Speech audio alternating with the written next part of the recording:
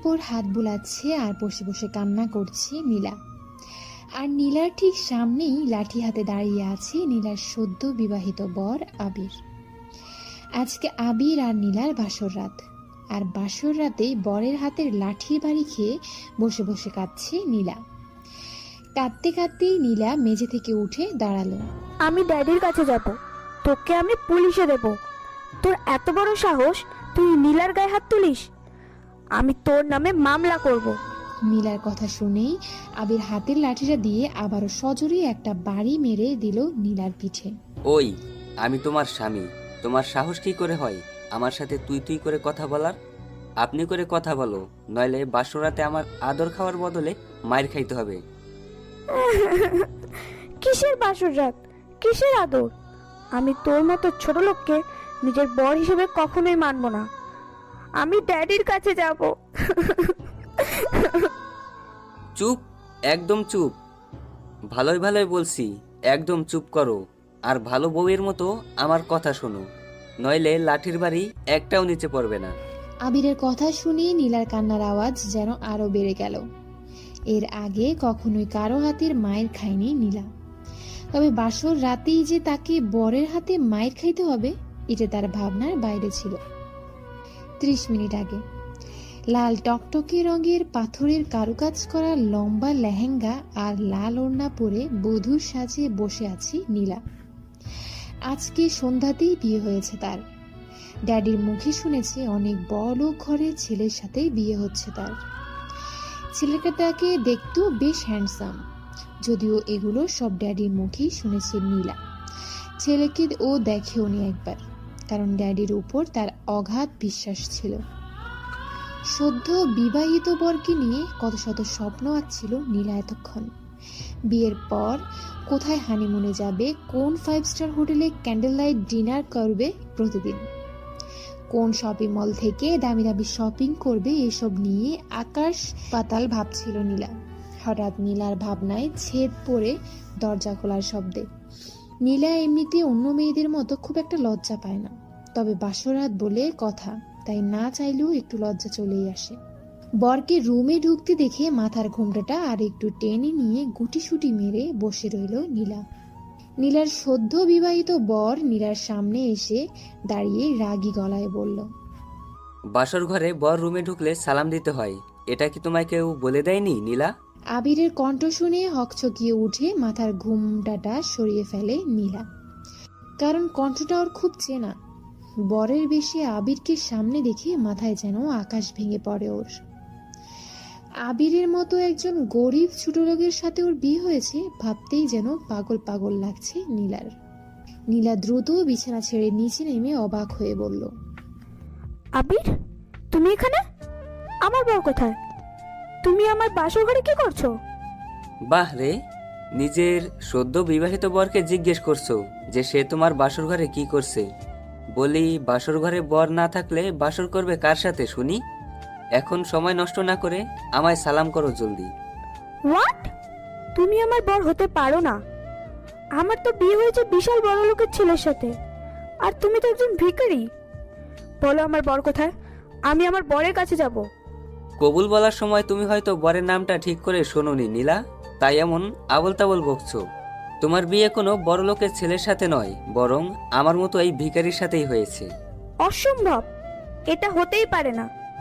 আমি মানি না তোর মতো ভিখারিকে আমার বর হিসেবে। আমি চলে যাব এক্ষুনি, এই মুহূর্তে আমি চলে যাব এখান থেকে। ড্যাডি আমার সাথে এমনটা করতে পারে না। কথাগুলো বলেই দরজার দিকে পা বাড়ায় নীলা। সাথে সাথে রুমের এক কোনায় একটা লাঠি রাখা ছিল, সেটা হাতে নিয়ে নীলার হাতে বাড়ি মেরে দেয় আবির। লাঠির বাড়ি খেয়ে চিৎকার দিয়ে নিচে বসে পড়ে নীলা। তারপরে ঘটনা তো প্রথমেই বলা হলো। ওইভাবে বসে বসে ন্যাকা কান্না না করে এখানে এসে আমার পা টিপে দাও জলদি। বিছানার উপর শুয়ে পড়ে নীলার দিকে তাকিয়ে উপরের কথাটা বলল আবির। আবিরের কথা শুনে নীলা কাঁদতে কাঁদতে নাক টেনে টেনে বলল, আমি পা টিপতে পারবো না। আমি ড্যাডির কাছে যাব, তোকে আমি পুলিশে দেব। তুই মিথ্যে বলে আমায় বিয়ে করেছিস, তোকে আমি স্বামী বলে মানি না। এমন টান পড়ায় তাল সামলাতে না পেরে আবিরের বুকে আছড়ে পড়ল নীলা। সাথে সাথে আবির নীলাকে শক্ত করে জড়িয়ে ধরল। ওই, একদম নড়াচড়া করবা না, আমি এখন ঘুমাবো। ঘুমাবি তো ঘুমা না, আমাকে ছাড়। বেটা ছোট লোক, আমি তোর সাথে ঘুমাবো না। লাঠিটা কি তাহলে আবারও আনবো? ভালোই ভালোই বলছি, আমায় ঘুমাতে দাও। আর নিজেও ঘুমাও, নইলে সারা রাত ধরে না ঘুমিয়ে আমার পা টিপতে হবে, আর লাঠির বাড়ি খেতে হবে তোমার। আবিরের কথা শুনে শব্দ করে কাঁদতে লাগলো নীলা। ও ড্যাডি গো, আমার এই ছোট লোকটার কাছ থেকে নিয়ে যাও, আমি আর এর সাথে থাকবো না। ওই চুপ, একদম চুপ, নইলে মাথার উপর তুলে একটা আছাড় মারবো বলে দিলাম। চুপ করে ঘুমাও বলছি, কালকে আবার আমাদের আসল বাড়ি যেতে হবে। আবিরের কথা শুনে নাক টেনে ধরা গলায় নীলা বলল, আসল বাড়ি মানে? এটা কার বাড়ি তাহলে? তোমার কি মনে হয় নীলা, আমার মতো একজন গরিব মানুষের বাড়ি এটা হবে? আরে এটা তো আমি একদিনের জন্য ভাড়া নিয়েছি তোমায় বিয়ে করব বলে। কালকে তোমায় আমার আসল বাড়িতে নিয়ে যাব, আমার কুঁড়ে ঘরে। এখন ঘুমাও তো। আবিরের কথা শুনে নীলার মাথায় যেন আকাশ ভেঙে পড়ল। ওর মতো এমন বড় লোকের একমাত্র মেয়ে কিনা কুঁড়ে ঘরে থাকবে, ভাবতেই অবাক লাগছে নীলার। কিন্তু লাঠির বাড়ি খাওয়ার ভয়ে কিছু বলারও সাহস পাচ্ছে না ও। তাই মনে মনে বুদ্ধি করলো আবির ঘুমালে ও চুপি চুপি উঠে পালিয়ে যাবে। মনে মনে এসব ভেবে ঘুমিয়ে পড়ার ভান ধরলো নীলা। আবির ও নীলাকে পরম যতনে বুকে জড়িয়ে নিয়ে ঘুমিয়ে পড়ল। মাঝরাতে আস্তে করে চোখ খুলে আবিরের দিকে তাকালো নীলা। যখন বুঝতে পারলো আবির বিভোর হয়ে ঘুমাচ্ছে, তখন খুব সাবধানে বিছানা ছেড়ে নেমে গেল নীলা। তারপর ধীর পায়ে দরজার দিকে পা বাড়ালো। দরজার কাছে গিয়ে দরজার লক খোলার জন্য হাত বাড়াতেই নীলার হাতটা খপ করে ধরে ফেলল আবির। কি হলো জানেমান, সদ্য বিবাহিত স্বামীকে ছেড়ে বাসর রাতে বাসর না করেই পালিয়ে যাচ্ছ? এটা কি করে মেনে নেই বলো? কে স্বামী? কিসের স্বামী? আমি তোর মতো একটা ছোট লোককে কখনোই আমার স্বামী হিসেবে মানবো না। আমার স্বামী হবার কোনো যোগ্যতাই নেই তোর কাছে। কথা শুনে আর কিছু বলার সাহস হলো না নীলার। নীলা বাধ্য মেয়ের মতো শুয়ে ঘুমিয়ে পড়ল। আর আবির চলে গেল ভ্যালকনিতে। ভ্যালকনির 1.5 বছর আগে গ্রাম থেকে খুব ভালো রেজাল্ট নিয়ে ঢাকা শহরে কলেজে পড়ার জন্য চোখে হাজার স্বপ্ন নিয়ে আসে আবির। আবিরের মা আবির ছোট থাকতেই মারা যান। সৎমা আবিরকে কষ্ট দিয়ে ভেবে আবিরের বাবা আর বিয়ে শাদী করেন না। সারাদিন রিক্সা চালিয়ে কোনো রকমে বাপ ছেলে মিলে সুখেই ছিল আবিরের বাবা আর আবির। আবিরের বাবা অনেক পড়াশোনা জানা ভালো শিক্ষিত লোক হলেও কেন জানে না সে কোনো চাকরি করতো না, বরং রিক্সা চালিয়ে যা রোজগার করতো সেটা দিয়েই বাবা ছেলের বেশ ভালোভাবেই চলে যেত। বাবার কষ্ট হবে ভেবে আবির ঢাকায় পড়াশোনা করতে চায়নি, কিন্তু ওর বাবার জোরাজুরিতেই ঢাকার কলেজে ভর্তি হওয়ার জন্য রাজি হয় আবির। গ্রাম থেকে ঢাকায় এসে নিজেকে খুব অসহায় লাগতো আবিরের কাছে, কিন্তু বাবার স্বপ্ন পূরণ আবিরকে করতেই হবে। বাবা যে খুব বেশি ভালোবাসতো আবির। ঢাকায় আসার পর আবিরের বাবার পরিচিতি একজন লোকের বাসায় ওঠে আবির। লোকটা বেশ ভালো ছিল, আবিরকে সে অনেক ভালোবাসতো। ঢাকায় এসে ঢাকার একটা নামি দামি কলেজে ভর্তি হয় আবির। রেজাল্ট ভালো থাকায় খুব একটা কষ্ট করতে হয় না ওর। আর আবির ঢাকায় এসে যার বাসায় ওঠে তার সাথে কলেজের প্রিন্সিপালের ভালো সম্পর্ক থাকায় আরও একটু উপকার হয় আবিরের। প্রথম দিন কলেজের জন্য একটা ঢোলা শার্ট, ঢোলা প্যান্ট, মাথার চুলে তেল লাগিয়ে চুল আঁচড়ে রেডি হয়ে নেয় আবির। তারপর কলেজে চলে যায়। কলেজের সবাই আবিরকে দেখে বেশ হাসাহাসি করে, এক একজন এক এক রকম অপমানজনক কথাও বলে, কিন্তু আবির সেগুলো গায়ে না লাগিয়ে মনোযোগ দিয়ে পড়াশোনায় ব্যস্ত হয়ে পড়ে। আবিরের তখন মাথায় একটাই চিন্তা ছিল, আর সেটা হলো বাবার স্বপ্ন ওকে যে করেই হোক পূরণ করতে হবে। ঢাকা শহরে আসার প্রায় 2 মাস কেটে যায় আবিরের। এর মাঝে আবির শহরে থেকে নিজেকে ঢাকা শহরের সাথে অনেকটাই মানিয়ে নেয়। নিজের ড্রেস আপও অনেকটাই চেঞ্জ করে ফেলে। আবিরকে তখন অনেকটা স্মার্ট লাগতো, কিন্তু আবির কলেজের কারো সাথে কথা বলতো না। সব সময় পড়াশোনার মাঝে নিজেকে ডুবিয়ে রাখতো। আবিরকে দেখতে 5 ফুট 10 ইঞ্চি হাইট, গায়ের রং উজ্জ্বল শ্যামলা, মায়াবী চোখ, চোখা নাক আর মুখে সবসময় মিষ্টি হাসি। আবিরের চেহারাতেই ছিল একটা নিষ্পাপ ভাব, আর বেশ হ্যান্ডসামও। পড়াশোনায় ভালো হওয়ায় অনেক মেয়েই আবিরের সাথে প্রেম করার জন্য এগিয়ে এসে কথা বলতে চাইতো, কিন্তু আবির সবসময় নিজেকে গুছিয়ে নিত সবার থেকে। কখনো কোনো মেয়ের সাথে ইচ্ছে করে কথা বলতো না। একদিন আবির কলেজের গেট দিয়ে কলেজে ঢুকতে একটি মেয়ে দৌড়ে এসে আবিরের উপর আছড়ে পড়ে। ঘটনার আকস্মিকতায় কিছু বুঝে ওঠার আগেই মেয়েটিকে নিয়ে নিচে পড়ে যায় আবির। হাতে বেশ ব্যথাও পায় আবির, কিন্তু সেদিকে পাত্তা না দিয়ে মেয়েটার দিকে না তাকিয়ে নিজের থেকে তাড়াতাড়ি মেয়েটাকে সরিয়ে দিয়ে উঠে দাঁড়ায় আবির। তারপর অন্যদিকে ঘুরে সরি বলেই হনহনিয়ে সেখান থেকে চলে যায় আবির। আবির চলে গেলেও পিছনে থাকা মেয়েটা এটা মানতে পারে না যে ওকে কেউ ইগনোর করে চলে গেল। ঢাকার বিশিষ্ট শিল্পপতি একমাত্র সুন্দরী মেয়ে নীলা, যেমন তার রূপ তেমনি তার অহংকারও ভরা, আর রাগটা যেন তার আকাশ ছোঁয়া। ওর দিকে না তাকিয়ে এভাবে চলে যাওয়াকে মেনে নিতে পারে না নীলা। রাগে ফোঁস ফোঁস করতে করতে থাকেও। আর তখনই নীলার বান্ধবী অনু আর আখি এসে বলে, কি রে নীলা, এটা কি হলো বলতো? তোর দিকে একবার ফিরেও তাকালো না ছেলেটা। আহারে, আমাদের তো ভাবতেই অবাক লাগছে, তোকে দেখেও না দেখার মতো করে চলে গেল। এই তো রূপের বাহার। বান্ধবীদের কথায় মাথায় যেন রক্ত উঠে যায় নীলার। ওই গেও ভূতটার এত বড় সাহস, ও আমাকে ইগনোর করে, এই নীলাকে ইগনোর করে। ওকে তো আমি মেরেই ফেলবো। মেরে ফেললেই কি সব ঠিক হয়ে যাবে বল? ওই ছেলেটা তো তোকে দেখে এমন ভাব করলেও যেন তোর রূপে ওর কিছু যায় আসে না। তাহলে আমি ওকে হাত পা ভেঙে কলেজ থেকে বের করে দেব। তাতে কি, তোর অপমানের প্রতিশোধ নেওয়া হবে বল? বরং সবাই বলবে গ্রামের একজন গেও ভূত তোর মতো রূপবতীকে পাত্তা দেয়নি। বান্ধবীদের কথায় রাগে যেন নিজের মাথার চুল ছিঁড়তে ইচ্ছে করছে নীলার, কিন্তু তবুও নীলা নিজেকে শান্ত করে বলে, তাহলে আমি কি করব বল? কি করলে আমার প্রতিশোধ নেওয়াটা হবে?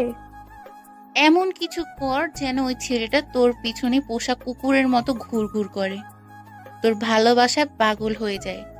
তাহলেই বুঝবো তোর রূপের বাহার। হোয়াট? তোর কি মাথা খারাপ হয়ে গেছে আকি? কি বলছিস তুই? আমি কিনা প্রেম করবো ওই গেও ভূতটার সাথে? Impossible, just impossible. আরে ইয়ার, এত সিরিয়াস হচ্ছিস কেন? আমরা তো তোকে বলিনি ওর সাথে সত্যি সত্যি প্রেম করতে। তুই শুধু ওর সাথে এমন কিছু কর যেন ও তোর প্রেমে পড়ে। পড়াশোনায় ভালো বলে খুব অহংকার ওই ছেলেটা, ওর সব অহংকার ভেঙে দে।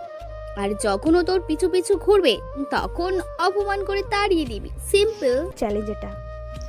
ওই ঘটনার পর থেকেই নীলা আবিরের সাথে ভাব করার অনেক ট্রাই করে, কিন্তু আবির পড়াশোনা ছাড়া কিছুই বুঝতো না, তাই নীলার দিকে তেমন গুরুত্ব দিত না। এটাতে নীলার রাগটা যেন আরো বেশি বেড়ে যায়। নীলা ভাবতে থাকে কি করে এই আবিরকে নিজের ফাঁদে ফেলা যায়।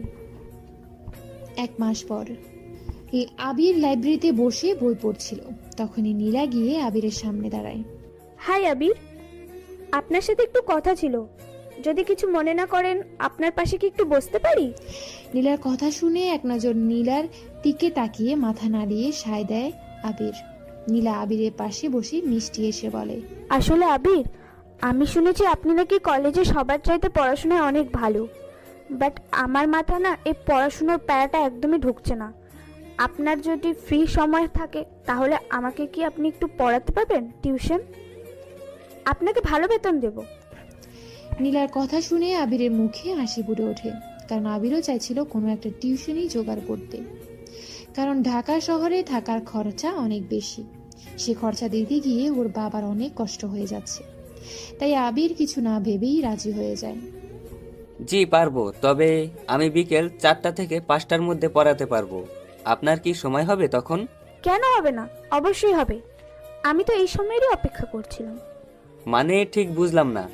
ও কিছু না, তাহলে আপনি আজকে বিকেল থেকেই পড়ানো শুরু করেন, আমি আপনাকে পিক করে নিয়ে যাব। আপনার অ্যাড্রেসটা দিন। না না, তার কোনো দরকার হবে না। আপনি বলুন আপনি কোথায় পড়বেন, আমি সেখানে সময় মতো চলে যাব ইনশাল্লাহ। তারপর নীলা নিজের বাসার ঠিকানা আবিরকে দিয়ে দেয়। নীলার বাবার বিজনেসের কাজে দেশের বাইরে থাকায় নীলার আরও একটু সুবিধা হয়। আবিরের মতো নীলার মাও ছোটবেলায় মারা গেছেন, তাই নীলাদের বাসায় কাজের লোক ছাড়া আর কেউ থাকবে না। বিকেল 4টার সময় নীলার বাসার সামনে পৌঁছে যায় আবির। নীলাদের বাসার সামনে পৌঁছে একদম হাও হয়ে যায় আবির। বিশাল বড় নীলাদের বাড়ি, আর গেট দিয়ে ঢুকতেই 4-5টা প্রাইভেট গাড়ি দেখতে পায় আবির। বিশাল বড় দোতলা বাসা, বাসার সামনে অনেকটা বাগানের মতো করে ফুল গাছ লাগানো। আবির বেশ কিছুক্ষণ চারিদিকে চেয়ে চেয়ে দেখতে থাকে। হঠাৎ নীলার ডাকে ধ্যান ভাঙে আবিরের। আবির স্যার, আপনি এসেছেন? আসুন আসুন, ভেতরে আসুন। নীলার ডাকে পেছনে ফিরে আবির।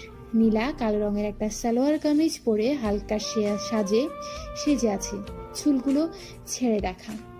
অনেক সুন্দর দেখতে লাগছে নীলাকে। আবির নীলার দিকে কিছুক্ষণ তাকিয়ে থেকে চোখ নামিয়ে নেয়। তারপর নীলার সাথে ভিতরে চলে যায় পড়ানোর জন্য। নীলা বেশ ভালোভাবেই পড়তে থাকে আবিরের কাছে। ওকে দেখে বা ওর কথা শুনে মনেই হয় না ও যে এত বড় লোক পরিবারের মেয়ে। ড্রেস আপও পরে একদম সাদাসিধা। নীলার এমন ভালো আচরণ আর অহংকার মুক্ত দেখে আবিরের মনে একটা ভালো লাগা সৃষ্টি হয় নীলার জন্য। পড়ানো ছাড়াও নীলা দিনে 4 থেকে 5 বার ফোন করে কথা বলে আবিরের সাথে। এমনকি অনেক কেয়ারও করতে থাকে আবিরের। মাস শেষে 10,000 টাকা তুলে দেয় আবিরের হাতে। আবির নিজে থেকে কখনো টাকা চায় না, কিন্তু নীলা এমন ভাব করে যেন সে আবিরের কষ্ট কমানোর জন্য এমন করছে। এভাবেই কেটে যায় 3 মাস। আবির আর নীলা এখন অনেকটাই কাছাকাছি চলে আসে। একদিন ছুটির দিনে নীলা আবিরকে ফোন করে ওর বাসায় ডাকে। আবিরও খুশি হয়ে চলে যায় নীলার বাসায়। আবিরকে অবাক করে দিয়ে নীলা খাঁটি বাঙালি মেয়েদের মতো করে শাড়ি পরে হালকা সাজে সামনে আসে আবিরের। আবির নীলাকে দেখে একদম পাথর হয়ে যায়। এমনিতে আবিরের মাঝে ভালো লাগা কাজ করতো নীলার জন্য, কিন্তু সেই ভালো লাগাটা যে কখন ভালোবাসা হয়ে যায় আবির জানতোই না। লাল পাড়ের সাদা শাড়ি সুন্দর করে গ্রামের মতো করে পরেছে নীলা, সাথে কানে বড় বড় এক জোড়া ঝুমকা, চোখে গাঢ় করে কাজল, কপালে ছোট্ট একটা লাল টিপ, গলায় লাল পাথরের নেকলেস, চুলগুলো খোপা করে তাতে লাল টকটকে গোলাপ গুজে রেখেছে নীলা। ঠোঁটে পড়েছে গাঢ় করে লাল লিপস্টিক, হাত ভর্তি লাল সাদা মিক্সড চুড়ি। সব মিলিয়ে একদম অসাধারণ দেখতে লাগছে ওকে। আবির নীলাকে এমন সাজে দেখে নিজের জায়গাতেই যেন জমে গেছে। নীলা গুটি গুটি পায়ে আবিরের সামনে এসে দাঁড়ায়। আবির এখনো যেন কোনো ঘোরের মাঝে রয়েছে। নীলা আবিরের সামনে হাতের চুড়িগুলো বাজিয়ে বলে ওঠে, কি হলো আবির, কিছু বলবে না আমায়? শুধু কি হা করেই দেখে যাবে? আমার বুঝি লজ্জা করছে না? নীলার কথায় ধ্যান ভাঙে আবিরের। আবির বেশ কিছুটা লজ্জা পেয়ে নীলার দিক থেকে চোখ নামিয়ে নেয়। তারপর হালকা হেসে বলে, আমায় তুমি ডেকেছো নীলা? আর তুমি আমায় স্যার না ডেকে নাম ধরে ডাকছো কেন? তাও আবার তুমি তুমি করে। আবিরের কথায় নীলা লজ্জা পাওয়ায় ভাব করে বলে, তুমি কি সত্যি বুঝতে পারছো না আবির? তাহলে শোনো, আমি তোমায় ভালোবাসি আবির। কলেজে প্রথম দেখাতেই তোমার প্রেমে পড়ে যাই আমি। আমার মন প্রাণ আমার অস্তিত্ব জুড়ে শুধুই তোমারই বসবাস। প্লিজ আবির, আমায় ফিরে দিও না। আজকের এই সাজ আমি শুধু তোমার জন্যে, আমার আবিরের জন্য সেজেছি। প্লিজ আবির, আমার ভালোবাসা গ্রহণ করো। তুমি আমায় গ্রহণ না করলে যে আমার আত্মহত্যা ছাড়া কোনো উপায় থাকবে না। নীলার কথা শুনে আবিরের মুখটা শুকিয়ে যায়, কারণ আবিরও যে এ কদিনই নীলাকে ভালোবেসে ফেলেছে। এ তুমি কি বলছো নীলা? এটা হয় না। কোথায় তুমি আর কোথায় আমি? আমি সামান্য একটা রিক্সাওয়ালার ছেলে, আর তুমি এত বড় লোকের একমাত্র মেয়ে। আমার সাথে তোমার কিছুতেই যায় না নীলা, এটা অসম্ভব। আবিরের কথা শুনে চট করে আবিরকে জড়িয়ে ধরে নীলা। নীলার এমন আচরণে অবাক হয়ে যায় আবির। প্লিজ আবির, এভাবে বলো না। তোমার জন্য আমি সব করতে পারি। আমি আমার সব কিছু ছেড়ে তোমার সাথে চলে যেতে পারবো। দরকার হলে একবেলা খাবো তো একবেলা না খেয়ে থাকবো, তবুও আমি তোমায় চাই আবির। নইলে আমি বাঁচতে পারবো না, তোমায় ছাড়া মরে যাবো আমি। নীলার কথা শুনে আর না করতে পারে না আবির। আবিরও নীলাকে বুকে জড়িয়ে নেয়। তখনও আবির জানতো না তার জন্য নীলা ঠিক কি প্ল্যান করে রেখেছে। এভাবেই কেটে যায় আরো 10 দিন। এই 10 দিনে নীলা পুরোপুরিভাবে আবিরের বিশ্বাস জিতে নেয়। নীলা আবিরকে বলে কলেজের মাঠে সবার সামনে ওকে প্রপোজ করতে। আবিরও ভালোবাসা আর বিশ্বাসের কারণে রাজি হয়ে যায়। সেদিন ছিল কলেজে নবীন বরণ উৎসব। আবির লাল টকটকে একগুচ্ছ গোলাপ হাতে কলেজের সবার সামনে নীলার সামনে গিয়ে দাঁড়ায়। তারপর হাঁটু গেড়ে বসে নীলার সামনে। সকলের সামনে নীলাকে প্রপোজ করে আবির। আবিরের মনে ছিল অপুরন্ত ভালোবাসা আর বিশ্বাস, কিন্তু আবিরের সেই বিশ্বাস এক নিমেষে মাটির সাথে মিশিয়ে দেয় নীলা। আবিরের হাত থেকে ফুলগুলো নিয়ে জোরে ছুঁড়ে মারে আবিরের মুখে। তোর সাহস কি করে হয়, হ্যাঁ? একজন রিক্সাওয়ালার ছেলে হয়ে আমার এই নীলাকে প্রপোজ করার? আমার পায়ের জুতার যে দাম, সে দামও নেই তোর, আর তুই কিনে এসেছিস এই নীলাকে প্রপোজ করতে? এত বড় বুকের পাটা তোর! নীলার এমন আচরণে আবিরের পায়ের নিচের মাটি যেন সরে যায়। নিজের কানকেও বিশ্বাস করতে পারছে না আবির। এসব তুমি কি বলছো নীলা? তোমার কি শরীর খারাপ হয়েছে? কি হয়েছে জান? তুমি এমন কেন করছো? How dare you, you idiot! তোর সাহস কি করে আমার সাথে তুমি করে কথা বলার, আমার নাম ধরে ডাকার? তোর চাইতে আমার বাসার চাকর চাকরানিও বেশি বড় লোক, আর তুই কিনে এসেছিস আমায় প্রপোজ করতে? নীলা কথাগুলো বলতে বলতে সেখানে এসে হাজির হয় 4-5 জন পুলিশের লোক। পুলিশকে দেখে নীলা বলে, স্যার, আপনারা এসেছেন? আমি আপনাদেরই ফোন করেছিলাম।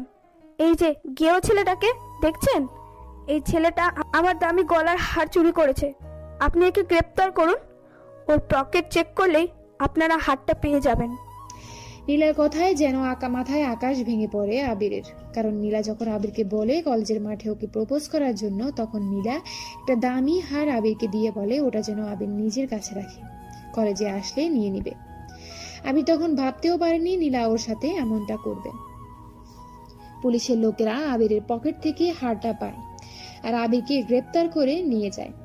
যাওয়ার সময় আবিরের চোখ থেকে টপ টপ করে পানি পড়ছিল।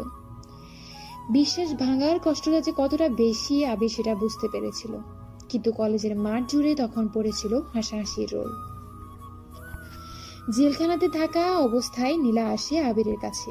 নীলাকে দেখে আবির ভেবেছিল নীলা হয়তো নিজের ভুল বুঝতে পেরে ওকে ছাড়াতে এসেছে, কিন্তু নীলা সেদিন বলেও আবিরের উপর প্রতিশোধ নেওয়ার জন্য বান্ধবীদের সাথে বাজি ধরে আবিরের সাথে প্রেমের অভিনয় করেছে।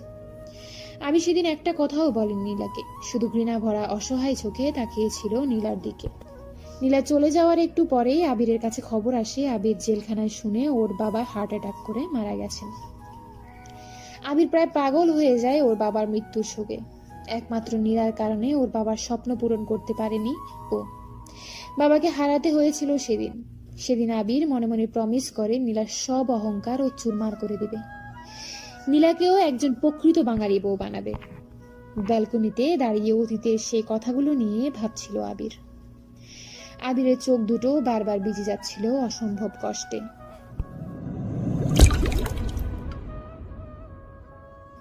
ভোর 4:30। মুখের উপর ঠান্ডা পানির ঝটকা লাগায় ঘুম ভাঙে নীলার। ঘুম ভাঙতেই লাফিয়ে উঠে বসে নীলা। তারপর চোখ ডলতে ডলতে বলে, how dare you, you stupid! কি করলে কি এটা? এভাবে আমার মুখে পানি ছুঁড়ে মারার মানে কি? নীলার কথা শুনে গ্লাস হাতে নীলার পাশে বসে বাঁকা হেসে আবির বলল, মনে হচ্ছে কাল রাতের কথাগুলো সব ঘুমের ঘরে ভুলে গেছো, তাই না নীলা? ওকে, গুড। তুমি চাইলে আমি আবারও মনে করিয়ে দিতে পারি।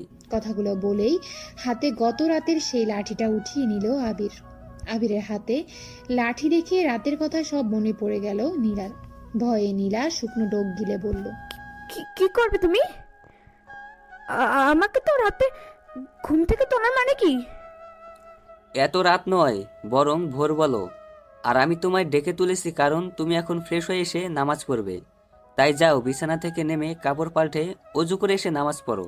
আবিরের কথা শুনে নীলা ব্রু কুঁচকে বলল, নামাজ? কিন্তু আমি তো জীবনেও কখনো নামাজ পড়িনি, আর নামাজ পড়তেও জানি না।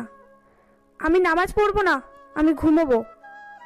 কথাটা বলেই যেই না শুয়ে পড়তে নিল নীলা, সাথে সাথে আবির নীলার পিছনে একটা বাড়ি মেরে দিল। নীলা চিৎকার করে উঠে নাক কাটতে শুরু করলো। নীলার কান্না দেখে আবির রাগী গলায় বলল, আমি 1 থেকে 5 পর্যন্ত গুনবো। এর মাঝে তোমাকে বিছানা ছেড়ে নেমে ওয়াশরুমে যেতে হবে অজু করার জন্য। তা না হলে এটার বাড়ি একটাও নিচে পড়বে না। আবিরের কথা শুনে ঠোঁট উল্টে ন্যাকা কান্না শুরু করলো নীলা। আবির সেদিকে গুরুত্ব না দিয়ে 1, 2, 3 গুনতে শুরু করলো। সাথে সাথে নীলা লাঠির বাড়ি খাওয়ার ভয়ে খাট থেকে নেমে ওয়াশরুমে দৌড় দিল। নীলার অবস্থা দেখে মুচকি হেসে আবির মনে মনে বলল, তোমাকে আমি ভালো করেই ছাড়বো নীলা, কারণ তোমায় আমি ভালোবাসি। তাই তোমাকে একজন ভালো স্ত্রী বানিয়ে ছাড়বো আমি। তার জন্য আমায় যা করতে হয় আমি তাই করব। ওয়াশরুমের বাইরে দাঁড়িয়ে দরজায় টোকা দিয়ে আবির বলল। নামাজের রক্ত শেষ হয়ে যাচ্ছে, জলদি ফ্রেশ হয়ে বাইরে বের হও। আবিরের কথা শুনে রাগে দাঁত কিরমির করে নীলা মনে মনে বলল। একবার শুধু তোর হাত থেকে মুক্তি পেয়ে নি আবির, তারপর তুই বুঝবি এই নীলা তোকে কি করতে পারে। নীলার গায়ে তুই যে হাত দিয়ে আঘাত করেছিস, সেই হাত কুচি কুচি করে না কাটতে পারলে আমার নাম নীলা নয়। মনে মনে আমায় বকাবকি বন্ধ হয়ে থাকলে এখন জলদি বের হও নীলা, নামাজের রক্ত শেষ হয়ে যাবে। আবিরের কথা শুনে এতক্ষণে নীলার মনে হলো ওয়াশরুমে আসার আগে কোনো ড্রেস নিয়ে আসেনি। এদিকে গায়ে থাকা বিয়ের পোশাকটাও খুলে রেখেছে, শুধু টাওয়াল পরে আছে ও। আবির, আমি ভুল করে কোনো জামা কাপড় না নিয়ে ওয়াশরুমে চলে এসেছি, আর এখন আমি শুধু টাওয়াল পরে আছি। এখন আমি বাইরে বের হব কি করে? নীলার কথা শুনে আবির তার ব্যাগ থেকে একটা অনেক সুন্দর সুন্নতি পোশাক আর পাজামা ওড়না বের করে এনে ওয়াশরুমের দরজায় টোকা দিয়ে বলল। দরজাটা একটু খোলো, আমি তোমার জন্য পোশাক এনেছি, সেগুলো নিয়ে পরে নাও। আবিরের কথা শুনে না চাওয়া সত্ত্বেও হালকা একটু দরজা খুলল নীলা। তারপরে আবিরের হাত থেকে এক ঝটকায় কাপড়গুলো নিয়েই দরজা লাগিয়ে দিল। নীলার এমন করা দেখে মুচকি আসলো আবির। নীলা কাপড়গুলো ভালো করে দেখে নাক ছিটকে বলল। ছি, কি এগুলো? এই 2 পয়সার পোশাকগুলো কে পরবে? আমি বাবা, এসব পরতে পারবো না। আমার জিন্স টপ চাই। পরেই বাইরে বের হতে হবে, তাহলে আমি তোমার সাথে নিজের বাসরটা সেরে নিব, কি বলো? বাইরে থেকে আবিরের কথা শুনেই চোখ বড় বড় করে চিৎকার করে নীলা বলে উঠল। পড়ছি, আমি এক্ষুনি এগুলো পড়ছি। এই তো গুড গার্ল, এখন তাড়াতাড়ি ওগুলো পরে অজু করে এসে নামাজ পড়ে নাও, জলদি। আবিরের কথা শুনে নীলা আর কোনো উপায় না পেয়ে আবিরের দেওয়া পোশাকগুলো পরে নিল। তারপর অজু করে বাইরে বেরিয়ে এলো। নীলাকে এখন দেখতে একদম অন্যরকম লাগছে। ঢিলেঢালা হলুদ রঙের সুন্নতি পোশাক, সাথে মাথায় সুতি পাতলা ওড়না, একদম ভদ্র ও নিকার মেয়ের মতো সুন্দর লাগছে দেখতে। আবিরও বেশ কিছুক্ষণ নীলার দিকে তাকিয়ে থেকে বলে উঠল। এখন যাও, ওইখানে যায় নামাজ রাখা আছে, নামাজ পড়ে নাও। আবিরের হাতে এখনো সেই লাঠিটা আছে, যেটা দেখে নীলা আর কিছু বলার সাহস পেল না। তাই বাধ্য মেয়ের মতো যায় নামাজ বিছিয়ে নামাজ পড়তে বসলো। ছোটবেলায় নীলার মা বেঁচে থাকতেই নীলাকে অজু করা, নামাজ পড়া সব শিখিয়েছিলেন, তাই নামাজ পড়তে খুব একটা অসুবিধা হলো না নীলার। নামাজের মাঝে ঘুমে বারবার ঢুলে ঢুলে পড়তে নিলেও নীলা কিন্তু পড়ল না। এটা দেখে আবির অন্যদিকে তাকিয়ে হালকা হাসলো। তারপর মনে মনে বলল, আজ তুমি ঘুমের ঘরে আমার মায়ের খাওয়ার ভয়ে অনিচ্ছায় নামাজ পড়লে। খুব তাড়াতাড়ি তোমার জীবনে সেই দিন আসবে যেদিন তুমি ইচ্ছাকৃতভাবে নামাজ পড়বে, তাও আল্লাহর ভয়ে, ইনশাআল্লাহ। কথাগুলো আনমনে ভেবেই মিষ্টি করে হাসলো আবির। নীলার নামাজ শেষ হলে নাক ফুলিয়ে যায় নামাজের উপরে বসে রইল নীলা। নীলাকে বসে থাকতে দেখে আবির বলল, এভাবে বসে না থেকে উঠে নিচের সব জিনিসগুলো গুছিয়ে নাও, তারপর টেবিলে শুকনো খাবার রাখা আছে, সেগুলো খেয়ে নাও। আমাদের বের হতে হবে, বাড়িতে যেতে হবে। আমি কোথাও যাব না, আমি বাসায় যাব, আমার ড্যাডির কাছে যাব। তোকে আমি পুলিশে দেব, খুন করব তোকে আমি। চুপ, একদম চুপ, নইলে এমন মাইর দিব না যে নিজের নামটাও ভুলে যাবে। প্রস্তুত হয়ে নাও, সামনে তোমাকে নতুন জীবন পার করতে হবে, যে জীবন তোমার জন্য মোটেও ভালো হবে না। আবিরের ধমক খেয়ে চুপসে গেল নীলা, কারণ আবিরের হাতে থাকা লাঠিটা দেখে ভয়ে বারবার ঢোক গিলছে নীলা। নীলা আর কথা না বাড়িয়ে চুপচাপ এসে টেবিলে রাখা খাবারের প্যাকেটগুলো খুললো। প্যাকেটের মাঝে রুটি আর আলুর দম দেখে নাক ছিটকে বলে উঠল নীলা, এ মা, ছি, এগুলো কি খাবার? আমি এসব খাবো না। আমি বিরিয়ানি বা পিৎজা খাবো। এমন ছোট লোকের খাবার আমার বাসার দারোয়ানও খায় না। চুপ, আর একটা বাজে কথা বলবে তো তোমায় না খেয়েই থাকতে হবে সারাদিন।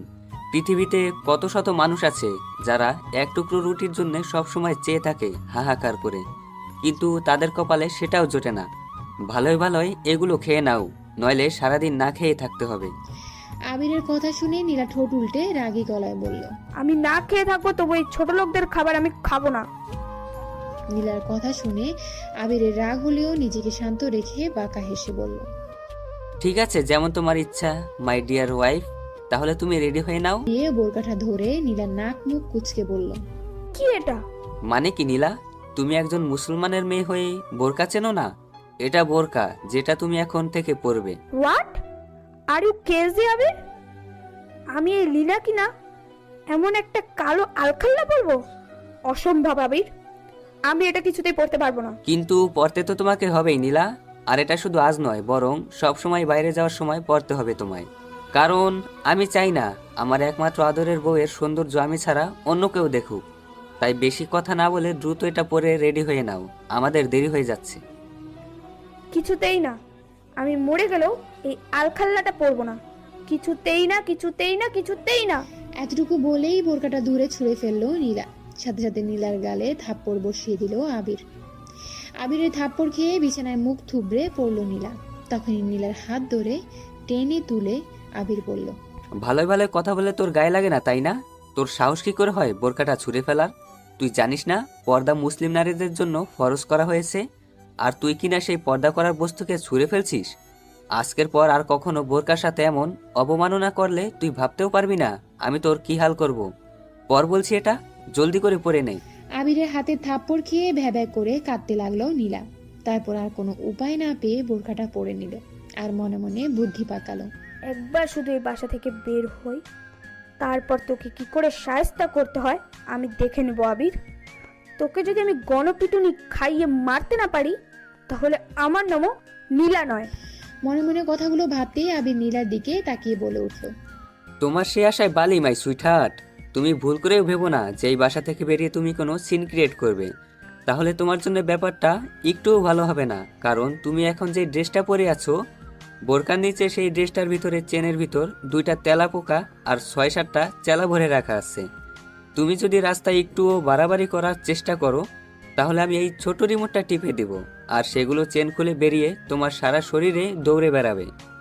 আবিরের কথা শুনে ভয়ে জোরে একটা চিল্লানি দিল নীলা। নীলার চিল্লানি থামানোর জন্য আবির হঠাৎ করেই নীলার ঠোঁটে ঠোঁট বসালো। তারপর নীলা কিছুক্ষণ করে শান্ত হলে নীলাকে ছেড়ে দিয়ে আবির বাঁকা হেসে বলল, আগে বললেই তো হতো যে তুমি এখন বরের আদর খেতে চাও। শুধু শুধু এমন চিল্লানোর কি ছিল? আবিরের কথা শুনে নীলার শরীর যেন রাগে দুঃখে জ্বলে যাচ্ছে। নীলা বুঝতে পেরেছে আবিরের কথা শোনা ছাড়া ওর আর কোনো উপায় নেই। তাই নীলা আর কিছু না বলে রাগে সাপের মতো ফোঁস করতে করতে আবিরের সাথে রওনা হলো। বাসা থেকে বের হতেই বাসার সামনে একটা সিএনজি দাঁড়ানো দেখতে পেল নীলা। আবির নীলার হাত ধরে নিয়ে গিয়ে সিএনজিতে বসিয়ে দিল আর নীলার পাশে নিজেও বসলো। সিএনজি চালক আবিরের দিকে তাকিয়ে বলল, কিরে আবির, ভাবির মুখটাও কি একটু দেখতে দিবি না? এভাবে পর্দা করে নিয়ে যাচ্ছিস যে, নিজের বন্ধুর কাছেও কি বউকে লুকাবি?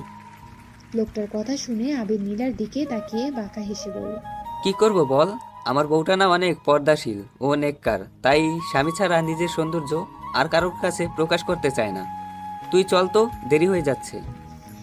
আবিরের কথা শুনে রাগে ফুসফুস করতে করতে নীলা কিছু বলবে আর তখনই আবিরের হাতের রিমোটটি নীলাকে দেখালো।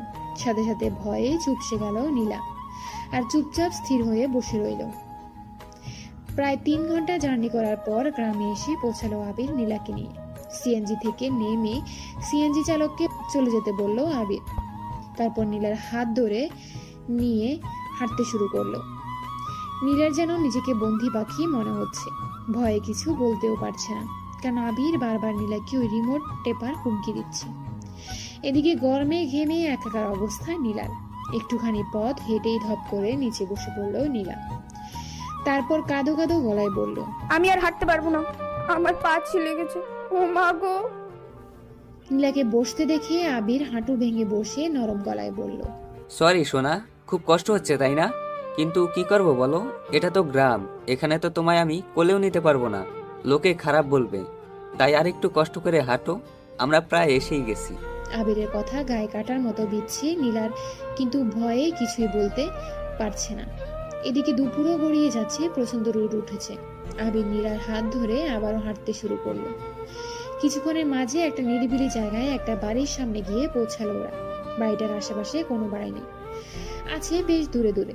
বাড়িটা টিনের তৈরি হলেও অসম্ভব সুন্দর ও বড় বাড়ি। গেটের তালা খুলে নীলাকে নিয়ে ভেতরে গেল আবির। তারপর ভেতর থেকে গেটে তালা আটকে দিল। রঙিন টিন দিয়ে বাংলা করে তোলা 4 রুম বিশিষ্ট বাড়ি। বাড়িটির ডুয়া মেঝে প্লাস্টার করা। ঘর থেকে বেরিয়ে ডান পাশেই রয়েছে রান্নাঘর, আর বাম পাশে বাথরুম ও টয়লেট। বাড়ির উঠোনটা অনেক বড়। উঠানের এক পাশে বড় বড় দুটি ছাউনিওয়ালা খাঁচা, সেগুলো খালি হয়তো, হাঁস মুরগির খাঁচাগুলো। উঠানের আরেক পাশে অনেকগুলো ফুল ও পাতাবাহার গাছ লাগানো। বাড়ির পিছনে নানা রকমের ফলমূল ও সবজির বাগান, সাথে এক বড় একটা পুকুর।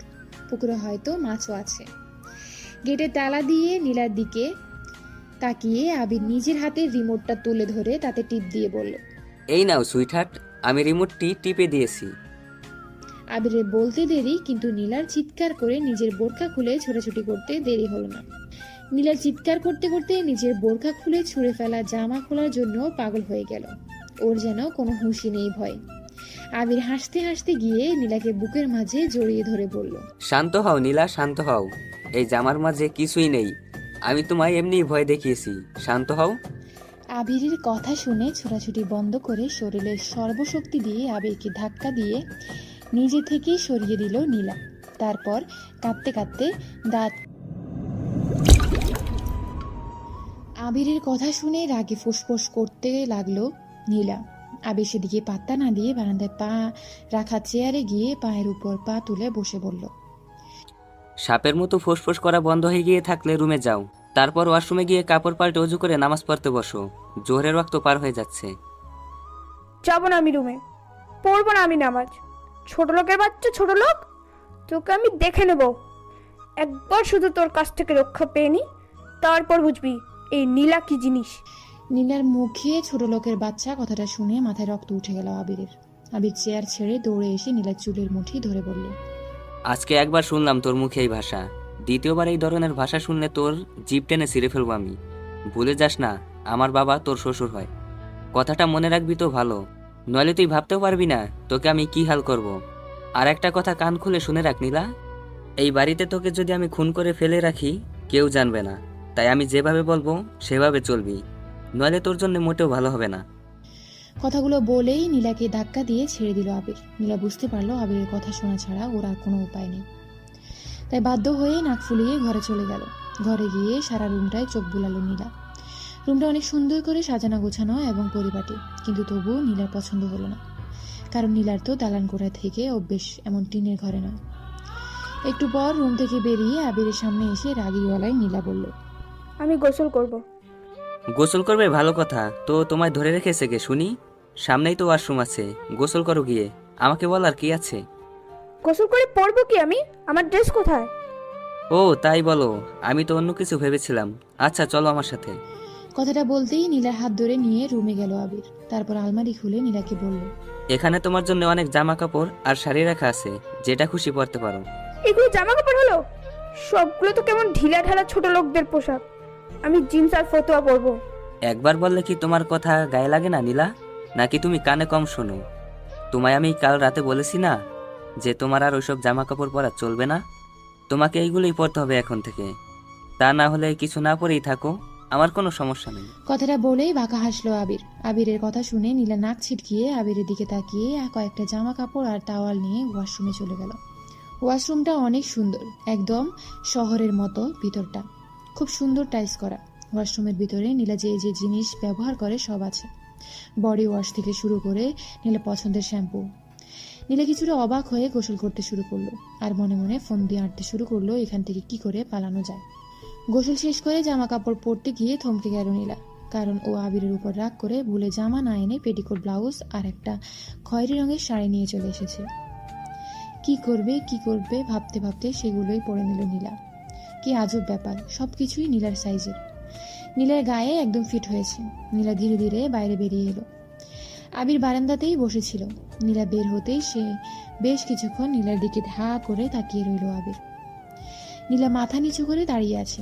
কিছুক্ষণ তাকিয়ে থেকে জোরে শব্দ করে হো হো করে হাসতে লাগলো আবির। কিছুক্ষণ হাসার পর হাসি থামিয়ে আবার বলল, তুমি এটা কি পরেছো নীলা? এটাকে শাড়ি পরা বলে নাকি কাপড় পেঁচানো? আবিরের কথা শুনে নীলা ঠোঁট উল্টে রাগী গলায় বলল, আমি কি কখনো নিজে নিজে শাড়ি পরেছি নাকি? আমি শাড়ি পরতে পারি না, তাই যেভাবে পরেছি সেভাবেই পরে বেরিয়ে এসেছি। আগে কখনো শাড়ি পরলে পার্লার থেকে লোক এসে আমায় পরিয়ে দিয়ে যেত।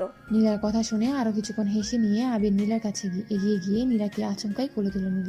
নীলা চিৎকার দিতে চাইলে আবির চোখ গরম করে নীলার দিকে তাকালো। ভয়ে নীলা আর কিছু বলল না।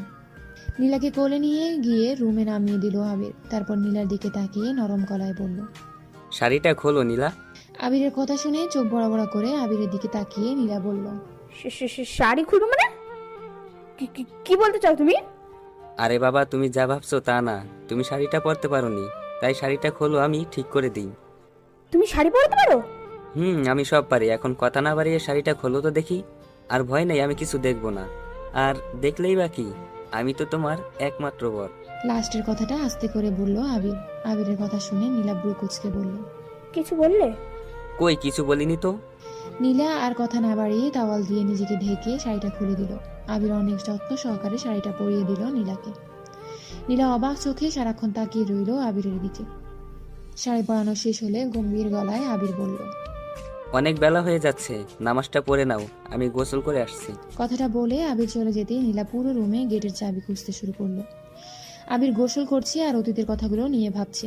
এদিকে নীলা পুরো রুম তন্ন তন্ন করে চাবি খুঁজতে খুঁজতে হয়রান হয়ে গেল, কিন্তু চাবিটা রুমের কোথাও নেই। তখনই নীলার খেয়াল হলো আবির তো বাইরে ছিল, তাহলে চাবিটা হয়তো বাইরে আছে। কথাটা মনে হতেই ছুটে বাইরে চলে এলো নীলা। বাইরে সব জায়গায় খুঁজতে খুঁজতে চাবিটা বারান্দার এক পাশে বেড়ার সাথে গোজা অবস্থায় পেল। নীলা মুখে ফুটে উঠল বিজয়ের হাসি। নীলা চাবিটা নিয়ে দ্রুত এগিয়ে গেল গেটের কাছে। যত তাড়াতাড়ি সম্ভব নীলাকে পালাতে হবে এখান থেকে। তারপর তালা খুলতে ব্যস্ত হয়ে পড়ল নীলা। চাবি হাতে কখন থেকে তালা খোলার চেষ্টা করে যাচ্ছে নীলা, কিন্তু বজ্জাত তালাটা কিছুতেই খুলছে না। এদিকে আবিরেরও ওয়াশরুম থেকে বের হওয়ার সময় হয়ে গেছে। অনেক চেষ্টার পর নীলা বুঝতে পারলো এই তালার চাবি এটা নয়। শেষে ক্লান্ত হয়ে বারান্দার চেয়ারে গিয়ে বসলো নীলা। এদিকে ক্ষুধায় অবস্থা খারাপ হয়ে যাচ্ছে ওর। ইস, কেন যে সকালে আবির ওপর জিদ করে রুটিগুলো খেলো না, এটা ভেবে যেন আরো বেশি ক্ষুধা লেগে যাচ্ছে নীলার। নীলা পেট হাত দিয়ে ধরে মুখটাকে কুঁচকে বসে আছে। কি ব্যাপার প্রিয়তমা, তালা খুলতে না পেরে ক্ষুধা লেগে গিয়েছে বুঝি? আবিরের কথা শুনে চমকে উঠল নীলা। দেখলো আবির গোসল করে মাথা মুছতে মুছতে ওয়াশরুম থেকে বাইরে বেরিয়ে ওর দিকে বাঁকা হেসে তাকিয়ে আছে। আবির একটা লুঙ্গি পরেছে, শুধু গায়ে কোনো গেঞ্জি নেই। আবিরের উন্মুক্ত বুকের দিকে চোখ পড়তে মাথা নিচু করে অন্যদিকে তাকালো নীলা। আবির নীলাকে পাশ কাটিয়ে রুমে চলে গেল। তারপর একটু পর বেরিয়ে এসে নীলার সামনে একটা প্যাকেট ধরে বলল, এই নিন ম্যাডাম, এই প্যাকেটে বিরিয়ানি আছে, খেয়ে আমায় উদ্ধার করেন আর তাড়াতাড়ি নামাজটা পড়ে নেন। আবিরের হাতে বিরিয়ানি প্যাকেট দেখে খুশিতে আত্মহারা হয়ে গেল নীলা। নীলাকে নিয়ে রুমে গিয়ে বিছানায় শুয়ে দিল। তারপর নিজে চলে গেল জানালার পাশে। জানালা দিয়ে খুব সুন্দর বাইরের প্রকৃতি দেখা যায়। অনেক বড় সবুজ শ্যামল কাঁচা ধানের মাঠ। মাঠের ওই প্রান্তেই রয়েছে আখ আর ভুট্টার বাগান। অনেক কৃষক কাজ করছে সেই মাঠে। অনেক দূরে দেখা যায় কিছু ছোট ছোট বাড়িঘর। এক কথায় যাকে বলে অপরূপ প্রাকৃতিক দৃশ্য। কিন্তু আবিরের মন এখন সেদিকে নেই। আবির তার নীলার চিন্তায় মগ্ন। বেশ কিছুক্ষণ জানালার দ্বারে দাঁড়িয়ে থেকে জানালা আটকে দিয়ে নীলার পাশে এসে বসলো আবির। তারপর কিছুক্ষণ নীলার দিকে তাকিয়ে থেকে নীলাকে জড়িয়ে ধরে নিজেও ঘুমিয়ে পড়ল। বাইরে কিছু বাচ্চা ছেলে মেয়েদের চিৎকার চেঁচামেচির শব্দে ঘুম ভাঙল নীলার। গ্রামের বাইরেই একটা সমস্যা, দিনের বেলায় গ্রামের সব বাচ্চা ছেলে মেয়েরা অবাধে ঘুরে বেড়ায় আর চিৎকার চেঁচামেচি করে। ঘুম ভাঙতেই নিজেকে আবিরের বুকে আবিষ্কার করলো নীলা। আবির ওকে শক্ত করে নিজের বুকে জড়িয়ে ধরে ঘুমিয়ে আছে, যেন ছেড়ে দিলেই হারিয়ে যাবে। আবিরের এতটা কাছ থেকে কেমন একটা ভালো লাগা কাজ করছে নীলার মনে। আবিরের ঘুমন্ত মুখটা বড়ই নিষ্পাপ লাগছে দেখতে। নীলা বেশ কিছুক্ষণ আবিরের দিকে তাকিয়ে আছে এক নজরে। হঠাৎ নীলাকে অবাক করে দিয়ে ঘুমন্ত আবির চোখ বন্ধ রেখেই বলে উঠল, এভাবে তাকিয়ে থেকো না, নজর লেগে যাবে, নইলে উল্টোপাল্টা কিছু করে বসলে দোষ দিতে পারবে না আমায়। আবিরের কথা শুনে বড় বড় করে তাকালো নীলা। তুমি ঘুমাওনি? নীলার কথা শুনে নীলাকে আরো একটু শক্ত করে জড়িয়ে ধরে আবির বলল, ঘুমাতে আর দিলে কই, নতুন বিয়ে করা সুন্দরী বউ এভাবে আষ্টে পিষ্টে জড়িয়ে ধরে শুয়ে থাকলে ঘুম আসে নাকি চোখে? আবিরের কথা শুনে রাগ উঠে গেল নীলার। বজ্জাত ছেলে বলে কি আমি নাকি ওকে জড়িয়ে ধরে শুয়ে আছি? কথাগুলো ভেবেই আবিরের বুক থেকে উঠে যেতে নিল নীলা। অমনি আবির নীলার আঁচল টেনে ধরে বলল, আসরের ওয়াক্ত আসার আরো একটু দেরি আছে, এখন জোহরের নামাজটা পড়ে নাও জলদি, আমায় দ্বিতীয়বার যেন আর নামাজের কথা বলতে না হয়। কথাগুলো বলে নীলার আঁচলটা ছেড়ে দিল আবির। নীলাও কোনো কথা না বলে বাধ্য মেয়ের মতো গিয়ে অজু করে নামাজ পড়ে নিল, কারণ এছাড়া নীলার আর কোনো উপায় নেই। নীলার নামাজ পড়া শেষ হতেই আবির বলল। এখন চুলার পারে গিয়ে আমার জন্য কিছু বানিয়ে আনো, খুব ক্ষুধা লেগেছে। আবিরের কথা শুনে সাপের মতো ফুসফুস করে উঠল নীলা। হোয়াট? তোমার কি মাথা খারাপ হয়ে গেছে? আবির, আমি এই লীনা কি না চুলায় রান্না করবে? Impossible, just impossible. Oh hello, ইম্পসিবলকে কিভাবে পসিবল করতে হয় তাই আবির ভালোভাবেই জানে। তুমি ভালো ভালো যাবে নাকি আমি তোমায় আমার রাগী লুকটা দেখাবো? তুমি যাই করো না কেন আবির, আমার পক্ষে চুলায় রান্না করা সম্ভব নয়। আর শুধু চুলায় কেন, আমি কোনো কিছুতেই রান্না করতে পারবো না। Just impossible. নীলার কথা শুনে পাঞ্জাবির হাতা ফোল্ড করতে করতে আবির বলল। ওকে সুইটহার্ট, যেমন তোমার ইচ্ছে। কথাটা বলে নীলার কাছে এসে নীলার কোমর জড়িয়ে ধরল আবির। তারপর নীলার কানের কাছে মুখ নিয়ে বলল। যেহেতু তুমি আমায় কিছু বানিয়ে দিবে না খাওয়ার জন্য, সেহেতু আমি তোমাকেই খাবো। খুব ক্ষুধা লেগেছে তো। আবিরের কথা শুনে নীলা বড় বড় করে তাকিয়ে তুতলিয়ে বলল। আমায় খাবে মানে?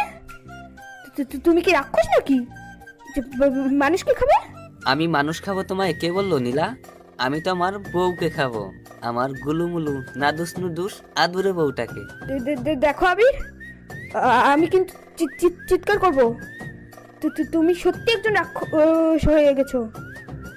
সে তুমি আমায় যাই বলো সুইটহার্ট, আমি তো তোমায় আজকে খাবোই। তোমার গুলুমুলু গাল দুটো দেখেই কেমন যেন ক্ষুধা বেড়ে যাচ্ছে আমার। মনে হয় খুব ইয়ামি লাগবে।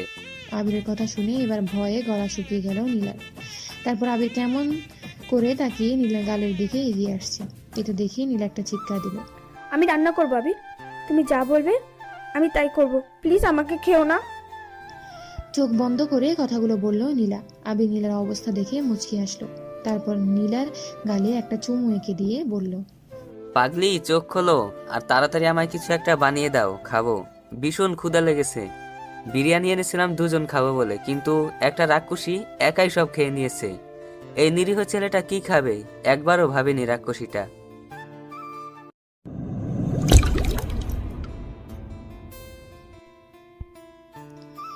গত 1 ঘন্টা যাবৎ ময়দা মাখার চেষ্টা করছে নীলা।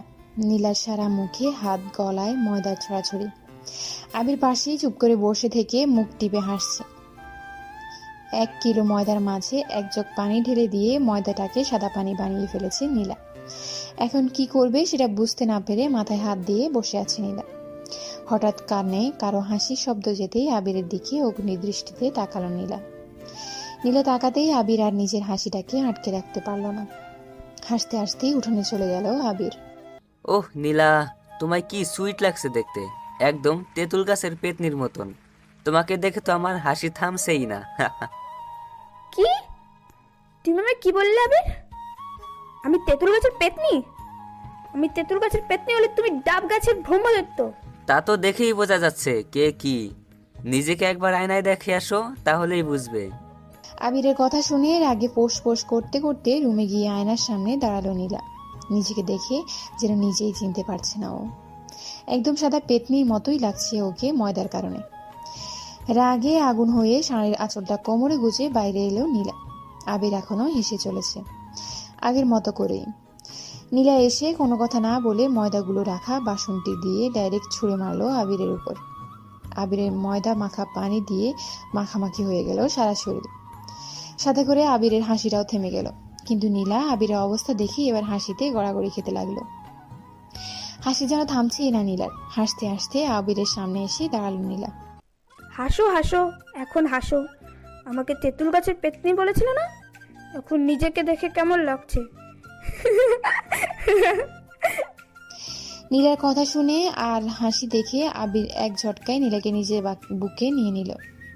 আবিরের শরীরে ময়দা মাখা নীলার শরীরের সাথেও লেগে গেল। সাথে করে নীলার হাসিও থেমে গেল। কি হলো সুইটহার্ট, হাসি থামালে কেন? হাসো, বেশি করে হাসো।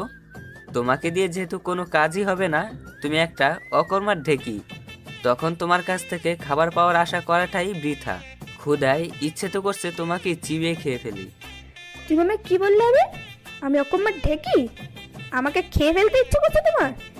তো এতই যখন অপছন্দ করো আমায় তুমি, তাহলে আমায় এখানে জোর করে ধরে এনেছো কেন? মুক্তি দাও আমায়। তোমাকে জাস্ট আমি আর সহ্য করতে পারছি না আবির, আমার অসহ্য লাগছে। নীলার মুখে কথাগুলো শুনতেই নীলাকে ছেড়ে নীলার গালে সজোরে একটা থাপ্পড় মেরে দিল আবির। তারপর নীলার গাল শক্ত করে চেপে ধরে বলল, হ্যাঁ ঠিক ভেবেছিস তুই নীলা। আমি তোকে অপছন্দ করি, ভালোবাসি না আমি তোকে। তোকে আমি শুধু ঘৃণা করি নীলা, ঘৃণা করি আমি তোকে। কিন্তু তবু তোকে আমি আটকে রাখছি কেন জানিস? কারণ আমার জীবনের সুখগুলো যেভাবে কেড়ে নিয়েছিস তুই, ঠিক সেভাবেই তোর জীবনটা বিষিয়ে তুলবো আমি। তুই আমার জীবনের সব কিছু কেড়ে নিয়েছিস নীলা। আমিও কেড়ে নিয়েছি তোর জীবনের স্বাধীনতা। কথাগুলো বলেই নীলাকে হালকা ধাক্কা দিয়ে ছেড়ে দিয়ে হনহনিয়ে ওয়াশরুমে চলে গেল আবির। নীলা চুপ করে দাঁড়িয়ে আবিরের চলে যাওয়ার দিকে তাকিয়ে থাকলো। আমি তোমায় ভালোবাসি নীলা, খুব বেশি ভালোবাসি আমি তোমায়। কিন্তু একই সাথে আমি তোমাকে ঘৃণাও করি। পৃথিবীতে আমার ঘৃণা ও ভালোবাসার দুটো একসাথে পাওয়ার যোগ্য যদি কেউ থেকে থাকে, সেটা হলে তুমি নীলা, তুমি, আর কেউ নয়। তুমি আমার কাছ থেকে আমার মাথার উপরের ছাদের মতন আমার বাবাকে কেড়ে নিয়েছো, আমাকে জেল খাটতে বাধ্য করেছো বিনা দোষে। পুরো কলেজের সামনে আমায় তুমি চোর বানিয়ে ছেড়েছো নীলা। তোমাকে তো আমি এত সহজে ছাড়বো না, তিলে তিলে কষ্ট দিয়ে মারবো তোমায় আমি। তবে সেই কষ্টের মাঝেও মিশে থাকবে তোমার প্রতি আমার ভালোবাসা। তোমাকে আমি ভালো ও সঠিক পথে আনবই আনবো। ওয়াশরুমে শাওয়ারের নিচে দাঁড়িয়ে কথাগুলো ভাবছিল আবির, আর নীরবে চোখের জল ফেলছিল। একটু পর ওয়াশরুম থেকে বের হতেই নীলা আবিরকে এক নজর দেখার সাথে সাথে জোরে একটা চিৎকার দিয়ে মুখ ঢেকে অন্যদিকে ঘুরে দাঁড়ালো। আহ! আমি কিছু দেখিনি দেখিনি। এই মেয়ে, এমন সারের মতো চিৎকার করছো কেন? আর কি দেখোনি তুমি? কেমন ছেলে মানুষ তুমি আবির? একটি মেয়ের সামনে শুধু তাওয়াল পরে বাইরে আসতে লজ্জা করে না তোমার? ছি ছি ছি, আমি কিছু দেখিনি। ও বাবা, তোমার আবার লজ্জা আছে নীলা, যে তুমি লজ্জায় মুখ ডেকে অন্যদিকে ঘুরে দাঁড়িয়ে আসো? যে মেয়ে কিনা বান্ধবীদের সাথে বাজি ধরে একটি সাধারণ ছেলের সাথে প্রেমের নাটক করে তার জীবন নষ্ট করতে পারে, তারও আবার লজ্জা থাকে? সত্যি আমায় হাসালে তুমি নীলা। কথাগুলো কঠিন গলায় বলে নীলাকে পাশ কাটিয়ে চলে গেল আবির। আবিরের কথাগুলো কেন জানি নীলার গায়ে কাঁটার মতো বিচ্ছে। নীলা ভেবেছিল আবির ওর কাছে এসে বলবে, তুমি তো আমার বউ, আর বউয়ের সামনে এভাবে আসলে ক্ষতি কি? কিন্তু আবির তেমন কিছুই বলল না। হঠাৎ নীলা খেয়াল করলো ওর চোখ থেকে এক ফোঁটা পানি গড়িয়ে পড়লো নিচে। নীলা চোখের পানিটা তাড়াতাড়ি মুছে ফেললো। একটু পর আবির একটা ট্রাউজার আর একটি হাফ হাতা গেঞ্জি পরে আসলো নীলার সামনে। আবিরের ওয়াশরুম থেকে বের হওয়ার আগেই নীলার শাড়ি বদলে একটা সুন্নতি জামা পরে নিয়েছে। নীলা, আমার সাথে এসো। কোথায় যাব? কোথায় আবার? রান্নাঘরে যাবে। আজকে প্রথম, তাই আমি তোমাকে রান্না করা শিখিয়ে দিব, আর তুমি শিখে নেবে। কাল থেকে কিন্তু তোমাকেই সব করতে হবে। আবিরের কথার কোনো উত্তর দিল না নীলা। আবিরের পিছু পিছু রান্নাঘরে চলে গেল। আবির একটা হাঁড়িতে পরিমাণ মতো চাউল নিয়ে 3টে ধোয়া দিল। তারপর আঙ্গুল দিয়ে পানি মেপে নীলাকে বুঝিয়ে দিল কি করে ভাতের পানি মেপে দিতে হয়। তারপর ভাতের হাঁড়িটা চুলায় দিয়ে পাশে থেকে পাতলা শুকনো লাকড়িগুলো নিয়ে চুলার মাঝে কয়েকটা শুকনো সোলার সাথে আগুন লাগিয়ে চুলা জ্বালিয়ে দিল, আর সবকিছু নীলাকে বুঝিয়ে দিল। নীলাও মনোযোগ দিয়ে সবটা ভালো করে দেখে নিল। ভাত হয়ে এলে চুলার আগুন নিভিয়ে দিল আবির। এরপর আর আগুন জ্বলতে দিলে ভাতটা পুড়ে যাবে, তাই আর আগুন জ্বলতে দিলাম না। একটু পর ভাত নামিয়ে তারপর তোমায় ডিম ভাজতে শিখাবো। আবিরের কথা শুনে নীলা মাথা নাড়িয়ে সায় দিল। তারপর ভাত হয়ে গেলে আবির ভাতের হাঁড়িটা নামিয়ে রেখে আরেকটা হাঁড়িতে কয়েকটা আলু সিদ্ধ দিল। তারপর চুলায় বড় একটা শুকনো কাঠের লাকড়ি ধরিয়ে দিয়ে নীলাকে নিয়ে ডিম গুলতে চলে গেল। বটি দা এনে তাতে পেঁয়াজ আর কাঁচামরিচ কাটলো আবির। পেঁয়াজ কাটার সময় আবিরের চোখ থেকে পানি পড়তে লাগলো। নীলা আনমনেই আবিরের চোখের পানি নিজের আঁচড়ে মুছে দিল। আবির সেদিকে খেয়াল না দিয়ে নীলাকে দেখিয়ে পরিমাণ মতো লবণ নিয়ে পেঁয়াজ আর মরিচটা হাত দিয়ে ডলে নিল। তারপর ডিমটা ভেঙে দিয়ে একটা ছোট কাঁটা চামচ দিয়ে গুলিয়ে নিয়ে নীলাকে শিখিয়ে শিখিয়ে ডিমটা ভেজে নিল। তারপর আলু ভর্তার জন্য শুকনো মরিচ আর পেঁয়াজ ভেজে নিল। সব কিছু করা হয়ে গেলে ঘরে নিয়ে সব গুছিয়ে রেখে হাত মুখ ধুয়ে ফ্রেশ হয়ে আসলো আবির। এতটুকু সময়ের মাঝে নীলা একটা কথাও বলেনি আবিরের সাথে, শুধু চেয়ে চেয়ে আবিরের কাজগুলো দেখেছে। মাগরিবের আজান হলে দুজনে একসাথে নামাজ পড়ে নিল। নামাজ শেষে আবির বলল, নীলা, আমার পাটা না খুব ব্যথা করছে, একটু টিপে দাও তো। বিছানায় শুয়ে পড়ে বলল আবির। আবিরের কথা শুনে চোখ বড় বড় করে তাকিয়ে নীলা বলল, কি? আমি তোমার পা টিপবো? এটা তুমি ভাবলে কি করে আবির? অসম্ভব, আমি কিছুতেই তোমার পা টিপতে পারবো না। তুমি আমার পা না টিপলে আমি তোমার গলা টিপে দিব, বলে দিলাম নীলা। আবিরের কথা শুনে নীলা বুক ভেঙচিয়ে বলল, তুমি সেটা পারবে না আমি জানি, আর আমিও তোমার পা টিপতে পারবো না আবির। আমার ভীষণ ক্লান্ত লাগছে, সারাদিন অনেক কাজ করেছি, আমি একটু ঘুমোবো। কি বললে তুমি? আর একবার বলো তো শুনি। তুমি সারাদিন অনেক কাজ করছো? তা কি কাজ করলে তুমি নীলা? কাজ কাকে বলে সেটা তো তুমি আগামীকাল থেকেই বুঝবে। এখন এখানে এসে আমার পা টিপে দাও জলদি। আবিরের কথার উত্তর নীলা কিছু বলবে তার আগে আবিরের ফোনটা ক্রিং ক্রিং শব্দে বেজে উঠল। আসসালামু আলাইকুম, কেমন আছেন আঙ্কেল? ও সরি সরি বাবা, কেমন আছেন আপনি? আর ভুল হবে না। জি আলহামদুলিল্লাহ ভালো আছি, আর নীলা অনেক ভালো আছে। আপনি একদম চিন্তা করবেন না বাবা। আসলে বাবা, আমি তো অফিস থেকে আর ছুটি পাবো না, তাই নীলাকে নিয়ে একটি সুন্দর জায়গায় বেড়াতে এসেছি। ছুটি শেষ হলেই ফিরে যাব। জি আচ্ছা বাবা, ভালো থাকবেন। এখন তাহলে রাখছি, আল্লাহ হাফেজ। ফোন কেটে দিয়ে নীলার দিকে তাকিয়ে দেখলো নীলা ব্রু কুচকে ওর দিকে তাকিয়ে আছে। এটা দেখেই আবির বাঁকা হেসে বলল, ভ্রুকুচকে তাকিয়ে থেকে কোনো লাভ নেই নীলা। আমি তোমার ড্যাডি, মানে আমার শ্বশুর আব্বার সাথে কথা বললাম এতক্ষণ। আবিরের কথা শুনেই নীলা বড় বড় চোখ করে চিৎকার দিয়ে বলে উঠল, কি? আমার ড্যাডি ফোন করেছিল? আমি তো বুঝতেই পারিনি। আবির প্লিজ ফোনটা দাও আমায়, আমি ড্যাডির সাথে কথা বলবো, প্লিজ ফোনটা দাও। কথাগুলো বলেই নীলা আবিরের কাছে এগিয়ে এসে ফোনটা ধরতে নিল। সাথে সাথে আবির ফোনটাকে দূরে সরিয়ে ফেলল, আর নীলা আবিরের বুকের উপর পড়ে গেল। আবির নীলার কোমর জড়িয়ে ধরে বলল, ও সুইটহার্ট, এমন হুটহাট করে আমার বুকের মাঝে এসে আমায় জড়িয়ে ধরতে তোমার খুব ভালো লাগে বুঝি? কিন্তু একটু বলে কয়ে তো আসবে। এভাবে বুকের উপর আশ্রে পড়লে তো তোমার ভারে আমার বুকের হাড়গুলো সব ভেঙে যাবে। আবিরের কথা শুনে নিজেকে আবিরের থেকে ছাড়িয়ে নেওয়ার বৃথা চেষ্টা করতে করতে নীলা বলল, একদম ফালতু কথা বলবে না আবির। আমি তোমার ফোনটা নিতে গিয়েছিলাম, তোমাকে জড়িয়ে ধরতে নয়, বরং তুমি আমায় ধরে আছো। আর আমি মোটেও ভারী নই, একদম স্লিম। হ্যাঁ সে তো দেখতেই পাচ্ছি, তুমি তো এতক্ষণ আমায় জাপটে ধরে আসো।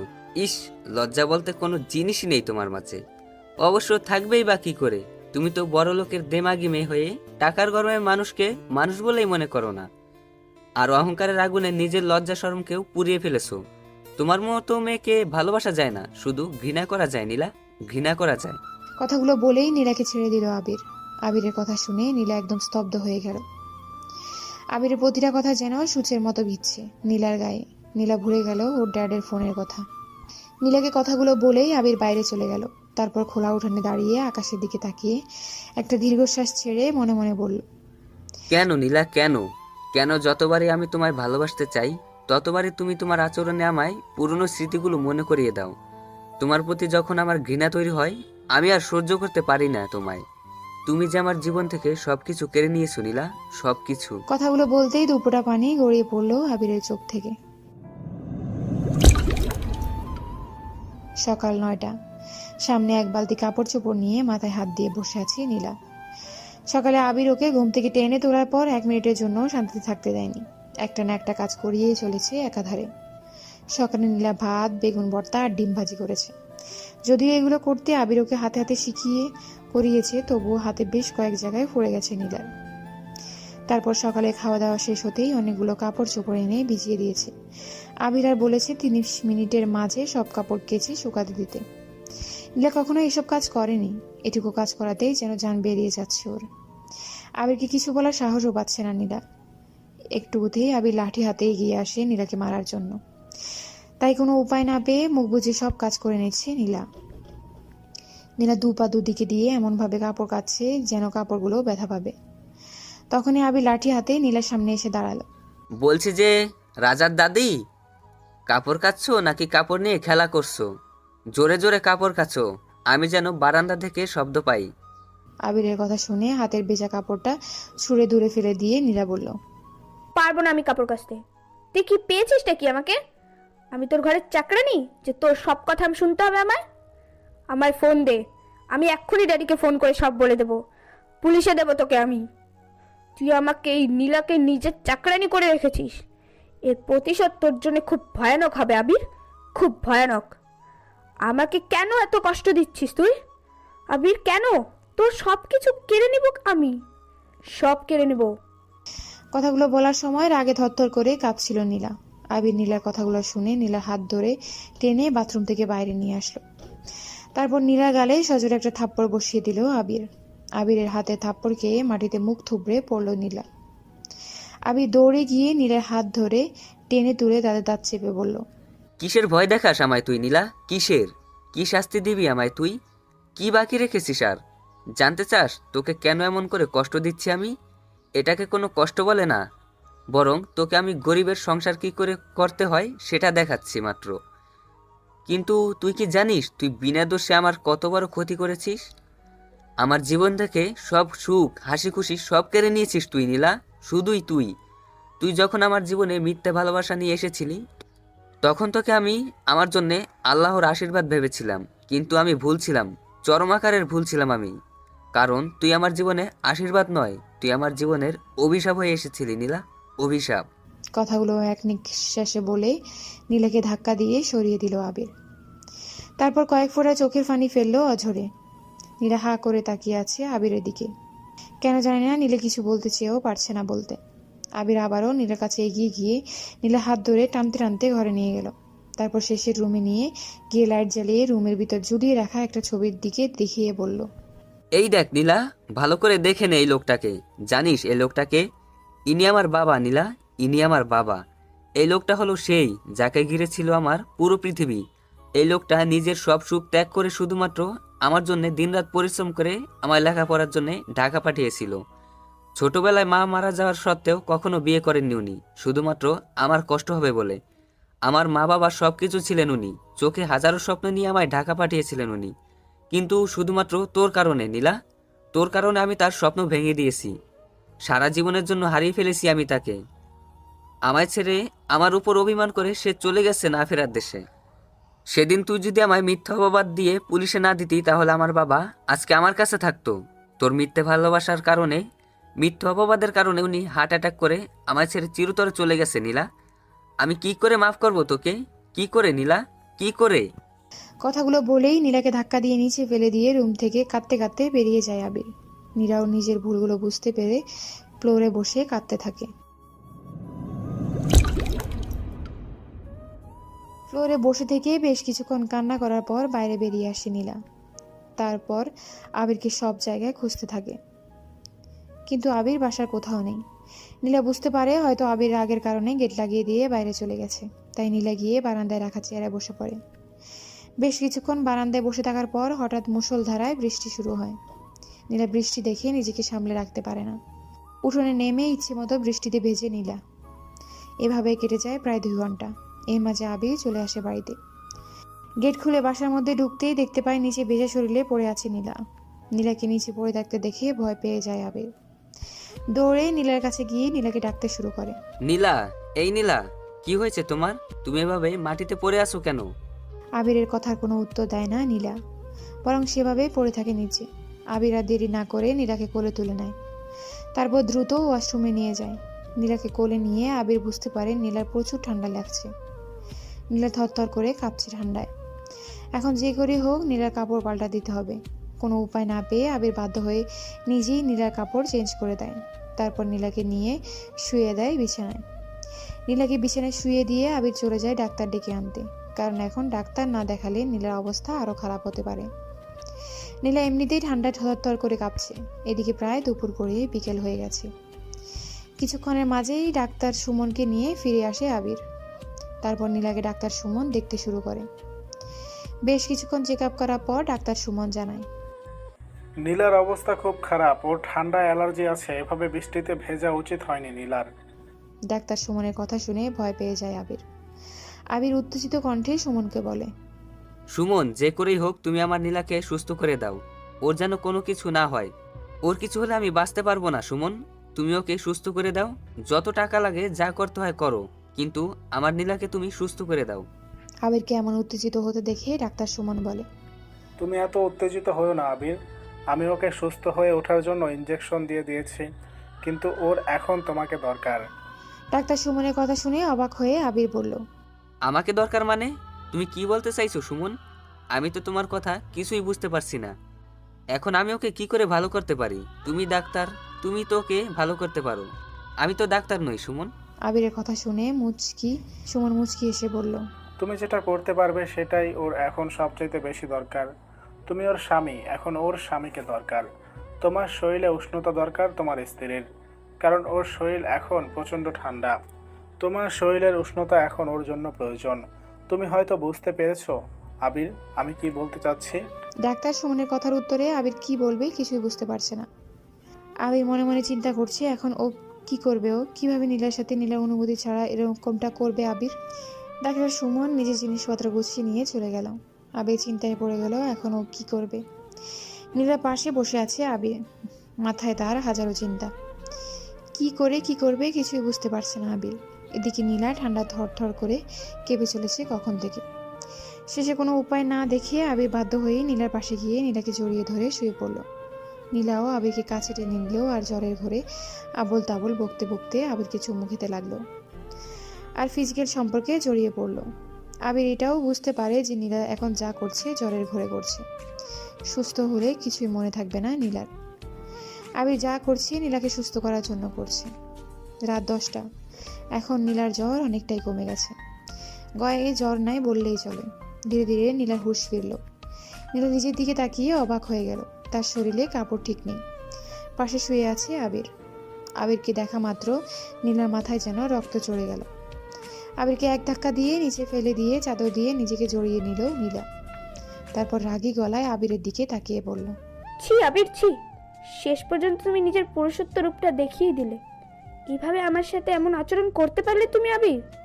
আমি কখনো ভাবতে পারিনি তুমি এতটা নিচু মনের। তুমি কিভাবে পারলে আবির আমার অজান্তে আমার সবকিছু কেড়ে নিতে? আমাকে শেষ করে দিলে তুমি। আমি তোমাকে কোনোদিনও ক্ষমা করব না আবির, কোনোদিনও না।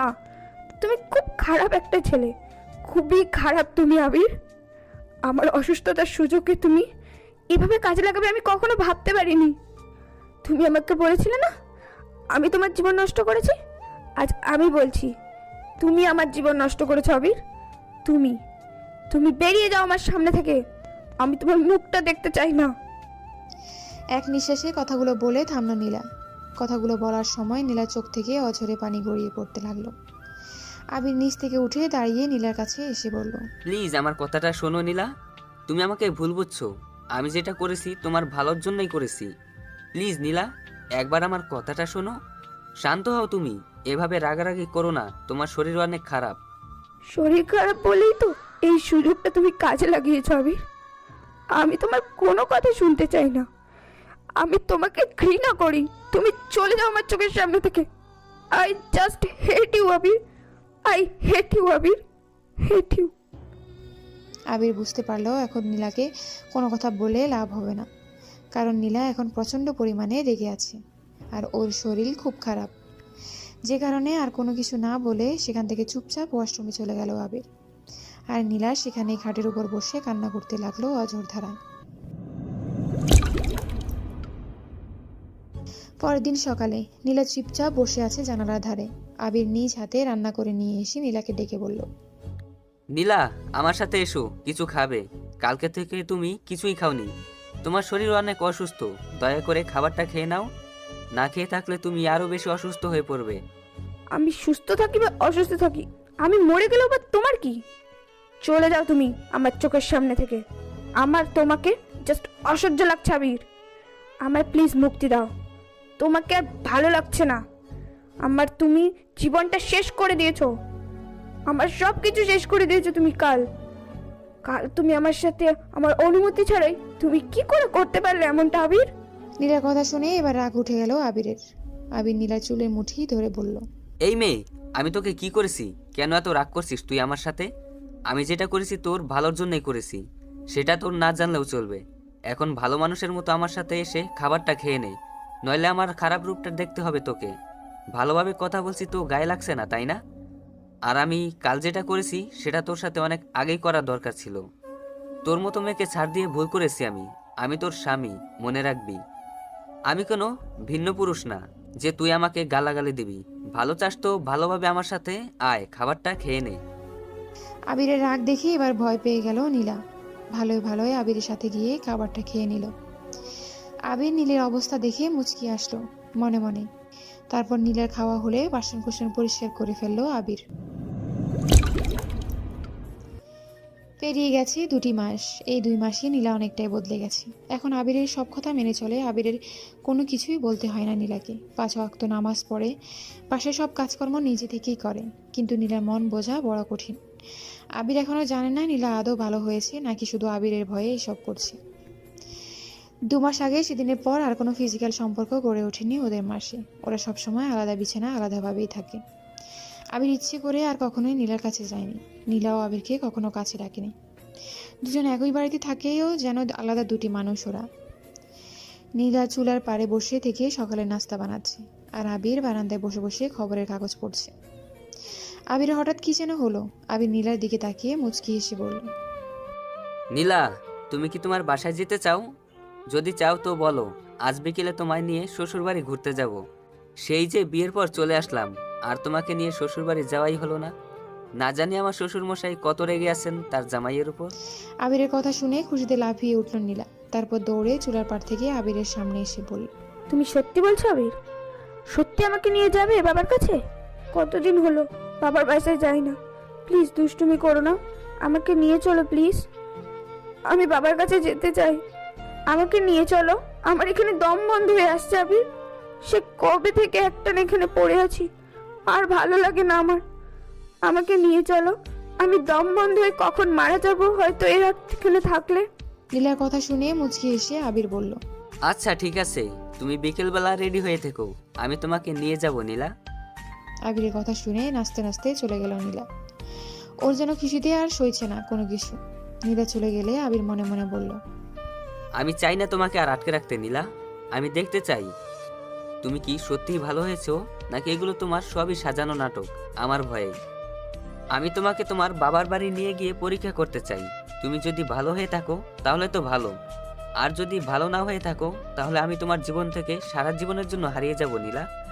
আর কোনোদিনও তোমার সামনে আসবো না আমি। তুমি তোমার মতো করে বাঁচো, আমি আমার মতো। তবে মনে রেখো, সারা জীবন আমি শুধু তোমারই থাকবো নীলা। আমি তোমাকে প্রচণ্ড ভালোবাসি, খুব ভালোবাসি তোমায় আমি নীলা। তা হয়তো আর বলা হবে না কখনো। কথাগুলো ভেবেই একটা দীর্ঘশ্বাস ছাড়লো আবির। বিকেলে রেডিও হয়ে নীলাকে নিয়ে বেরিয়ে পড়লো আবির। উদ্দেশ্য নীলাদের বাড়ি।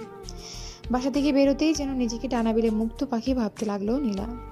কোন দিকে কোনো খেয়াল নেই নীলার। নীলা এখন একটা চিন্তায় আছে, কখন নিশির বাসায় গিয়ে পৌঁছাবেও। এদিকে আবির মন খারাপ করে বসে আছে গায়ের মধ্যে।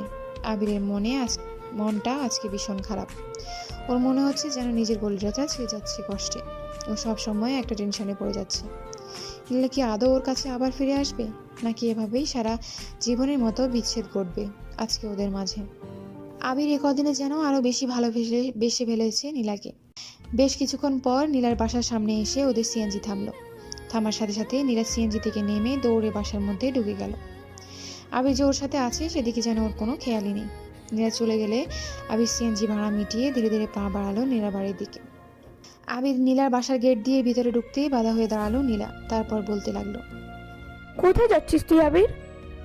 আমার বাসায় প্রবেশ করার সাহস হয় কি করে তোর? নীলার কথা শুনে অবাক চোখে নীলার দিকে তাকালো আবির। নীলা সেদিকে গুরুত্ব না দিয়ে আবার বলতে শুরু করলো, কি ভাবলি তুই? এত সহজে আমি তোকে মেনে নেব? কখনোই না আবির। এই 3টা মাস ধরে আমাকে যে পরিমাণ কষ্ট দিয়েছিস, ঠিক একই পরিমাণ কষ্ট দিয়ে তিলে তিলে শেষ করব আমি তোকে। আমি জীবনে নিজের হাতে নিজে পানি ঢেলে কখনো খাইনি, ভাত খাইনি নিজের হাতে তুলে কখনো। আর সেই তুই কিনা আমাকে দিয়ে রান্না করিয়েছিস, কাপড় কাচিয়েছিস, বাসার সব কাজ করেছিস তুই আমাকে দিয়ে। এই সব কিছুর হিসাব নেব আমি তোর কাছ থেকে আবির। তুই রেডি থাক, তোর জীবন আমি শেষ করতে নেমে পড়বো এখন। তোর সাহস কি করে হয় আমার সামনে এমন ব্যবহার করার? এতদিন তোর হাতের মার খাবার ভয়ে আমি কিছু বলিনি, কিন্তু এখন আমি মুক্ত। আমাকে আর কিছু বলার মতো আর কোনো উপায় নেই তোর। তাই ভালো যদি চাস এখান থেকে চলে যা, আর যদি চলে না যাস তাহলে তুইও ভাবতে পারবি না তোর কত বড় ক্ষতি করে দেবো আমি তোকে খুন করে ফেলবো আবির। নীলার কথা শুনে যেন একটু অবাক হলো না আবির। নীলার দিকে এক দৃষ্টিতে কিছুক্ষণ তাকিয়ে থেকে নীলার কাছে এগিয়ে গিয়ে নীলার দুগালে হাত রেখে কপালে একটা চুমু এঁকে দিয়ে আস্তে করে বলল, ভালো থেকো নীলা। কথাটা বলেই আবির উল্টো পথে হাঁটা দিল। তারপর সোজা গেট দিয়ে বেরিয়ে কোনো দিকে যেন চলে গেল আবির। নীলা সেখানেই দাঁড়িয়ে রইল থ মেরে, যেন কোনো কিছুই ঢুকছে না এখন নীলার মাথায়। তবে মনে মনে খুশিও হলো আবির ওকে মুক্তি দিয়ে চলে গেছে ভেবে। তারপর আর এক মুহূর্ত দেরি না করে নীলা বাসার মধ্যে ঢুকে গেল। বাসার ভিতরে ঢুকতেই নীলা দেখতে পেল ওর ড্যাডি কি যেন দেখছে খুব মনোযোগ দিয়ে সোফায় বসে। নীলা ড্যাডি বলে চিৎকার দিয়ে দৌড়ে গিয়ে ও ড্যাডিকে জড়িয়ে ধরলো, তারপর চিৎকার করে কান্না করে বলল, কেমন আছো ড্যাডি তুমি? আমার কথা কি ভুলে গেছো তুমি? একবারও আমার কথা মনে পড়েনি তোমার? নীলার কথা শুনে নীলাকে নিজের দিকে ছাড়িয়ে নিয়ে দরজার দিকে তাকিয়ে নীলার ড্যাডি বলল, কি ব্যাপার নীলা, তুমি একা এসেছো? আবির কোথায়? ওকে দেখছি না যে। ড্যাডির কথা শুনে অবাক হলো নীলা। তারপরে ড্যাডির দিকে অবাক চোখে তাকিয়ে নীলা বলল, ড্যাডি আমি তোমার সামনে দাঁড়িয়ে আছি, অথচ তুমি আমাকে ছেড়ে আবিরের কথা বলছো। আমি যে কাঁদছি সেদিকেও তোমার কোনো খেয়াল নেই। তুমি এতটাই পর করে দিয়েছো আমার ড্যাডি। বিয়ে হয়েছে বলে কি আমি তোমার আর কিছুই হই না, পর হয়ে গেছি আমি। আমি কি তোমায় সেটা বলেছি নীলা? আমি বলছি আবির কোথায়? তোমাদের দুজনের তো একসাথে আসার কথা ছিল, তাহলে তুমি একা এলে যে, আবির এলো না কেন? আবিরকে দেখতে পাচ্ছি না, ও কোথায় নীলা? আবির আবির আবির কি বলছো তুমি ড্যাডি? আমি আসার পর থেকে তুমি আমাকে ফেলে তখন থেকে আবির আবির করেই যাচ্ছ। আমি কি তোমার এতটাই পর হয়ে গেছি যে তুমি আমাকে এতটা দূরে ঠেলে দিচ্ছ ড্যাডি? তুমি জানো ওই আবির নামের শয়তান ছেলেটা আমার সাথে কি কি করেছে? ও তোমার সাথে মিথ্যে বলে আমাকে বিয়ে করেছে। ও একটা ফকিরের ঘরের ছেলে। ওর বাবা একজন রিক্সা চালক ছিল। ও কোন বড় লোক নয়, অথচ তোমার কাছে বড় লোক সেজে আমার বিয়ে করেছে। ও আবির একটা ঠকবাজ শয়তান ছেলে ড্যাডি। ও আমায় ঠকিয়ে বিয়ে করেছে, তারপর আমাকে গ্রামের বাড়িতে নিয়ে গিয়ে চাকরের মতো খাটিয়েছে এই 3টা মাস। জানো ড্যাডি, আমাকে দিয়ে বাড়ির সব কাজ করেছে ওই আবির। ওকে আমি জেলে ভাত খাওয়াবো, খুন করে ফেলবো ওকে আমি। কথাগুলো বলার সাথে সাথেই নীলার গালে ঠাস করে একটা থাপ্পড় মেরে দিল ওর ড্যাডি। থাপ্পড় খেয়ে নিচে পড়ে ফ্লোরে পড়ে গেল নীলা। তারপর গালে হাত দিয়ে ও ড্যাডির দিকে তাকিয়ে অবাক চোখে তাকিয়ে বলল, তুমি আমাকে মারলে ড্যাডি? হ্যাঁ, আমি তোমায় মারলাম নীলা, কারণ এই মারটা আমার অনেক আগেই তোমাকে মারা উচিত ছিল, কিন্তু আমি যেটা করতে পারিনি সেটা তোমায় আবির করে দেখিয়েছে। তুমি যে কতটা নিচে নেমে গেছো তুমি সেটা নিজেও জানো না নীলা। তোমাকে ঠিক করার জন্য আবিরই যথেষ্ট। তুমি এসব কি বলছো ড্যাডি? তুমি কিভাবে আবিরের হয়ে কথা বলছো এত কিছু জানার পরেও? যে তোমার মেয়েকে অনেক জ্বালিয়েছে, কষ্ট দিয়েছে, তারপরেও তুমি সেই আবিরের জন্য এভাবে আমাকে মারলে কেন ড্যাডি? কেন আমার চাইতে ওই আবিরকে তোমার কাছে বেশি বড় হয়ে গেল? আমি কি তোমার কাছে কিছু নই ড্যাডি? নীলার কথা শুনে ওর ড্যাডি অন্যদিকে ঘুরে দাঁড়িয়ে বলল, হ্যাঁ, তুমি ঠিক ধরেছ নীলা, তোমার চাইতেও ওই আবির আমার কাছে অনেক বড়। কেন জানো? ওই আবিরের আজকে এত গরিব হওয়ার জন্য শুধুমাত্র আমি দায়ী, আর ওর বাবার মৃত্যুর জন্য তুমি দায়ী নীলা। ঠিক তেমনি আবিরের এত কষ্টের কারণ তুমি আমরা দুজনেই। ড্যাডির কথা শুনে ফ্লোর থেকে উঠে দাঁড়ালো নীলা। তারপর অবাক হয়ে ও ড্যাডির দিকে তাকিয়ে বলল, এসব তুমি কি বলছো? আমি তো তোমার কথা কিছুই বুঝতে পারছি না ড্যাডি। কি সব কথা বলছো তুমি ড্যাডি? আবিরের গরিব হওয়ার জন্য তুমি কেন দায়ী হতে যাবে? মানলাম ওর বাবার মৃত্যুর জন্য হয়তো ভুল করে হলেও আমি দায়ী, কিন্তু তুমি কেন ওর গরিব হওয়ার পেছনে কারণ হতে যাবে? নীলার কথা শুনে টেবিলের উপরে রাখা ছবির ফ্রেমগুলো নিয়ে নীলার সামনে ধরলো নীলার ড্যাডি। তারপর বলল, এই দেখো নীলা, এইখানের ছবিগুলোকে চিনতে পারছো? বলতো এরা কারা দেখি, বলতে পারো কিনা এখানে কে কে আছে? ড্যাডির হাত থেকে ছবিগুলো নিয়ে নীলা বলল, এখানে তো এটা তুমি আর আম্মু, কিন্তু পাশের লোকটা কে ড্যাডি? মনে হচ্ছে কোথায় যেন দেখেছি আমি লোকটাকে, কিন্তু ঠিক মনে করতে পারছি না কোথায় দেখেছি। পাশের ওই লোকটা তোমার মামা আর আবিরের আব্বু নীলা, মানে তোমার শ্বশুর মশাই, যার মৃত্যুর কারণ তুমি নিচে। ড্যাডির কথা শুনে অবাক হয়ে নীলা বলল, এ তুমি কি বলছো ড্যাডি? এটা আমার মামা আর আবিরের আব্বু হয় কি করে? আমি তো তোমার কথা কিছুই বুঝতে পারছি না ড্যাডি। হ্যাঁ নীলা, এটাই সত্যি, ওটা তোমার মামা আর আবিরের আব্বু। আবির তোমার আপন মামাতো ভাই। কিন্তু এটা কি করে সম্ভব ড্যাডি? আমি তো কখনো মামার ব্যাপারে তোমাদের কাছে কিছুই শুনিনি। তবে হ্যাঁ, ছোটবেলায় আম্মু কান্না করতে দেখতাম মামার জন্য, কিন্তু কখনোই কিছু বুঝতাম না। তোমাকেও দেখতাম আম্মুকে বোঝাতে নানা রকম কথা বলে, কিন্তু কখনো তো বলনি যে আমার মামা একজন রিক্সা চালক। তোমার মামা কোনো রিক্সা চালক নয় নীলা, বরং সে ছিল ঢাকার সবচাইতে বড় বিজনেসম্যানের একমাত্র বড় ছেলে। কিন্তু একমাত্র তোমার আম্মু আর আমার জন্য তাকে একজন রিক্সা চালকে পরিণত হতে হয়েছিল। আত্মীয় স্বজন, বাড়ি গাড়ি সব কিছু ছেড়ে তাকে চলে যেতে হয়েছিল ওই ছোট্ট গ্রামের কুঁড়ে ঘরে। সেখানে থেকে সারাদিন রিক্সা চালিয়ে নিজের পরিবার চালাতে হতো তাকে।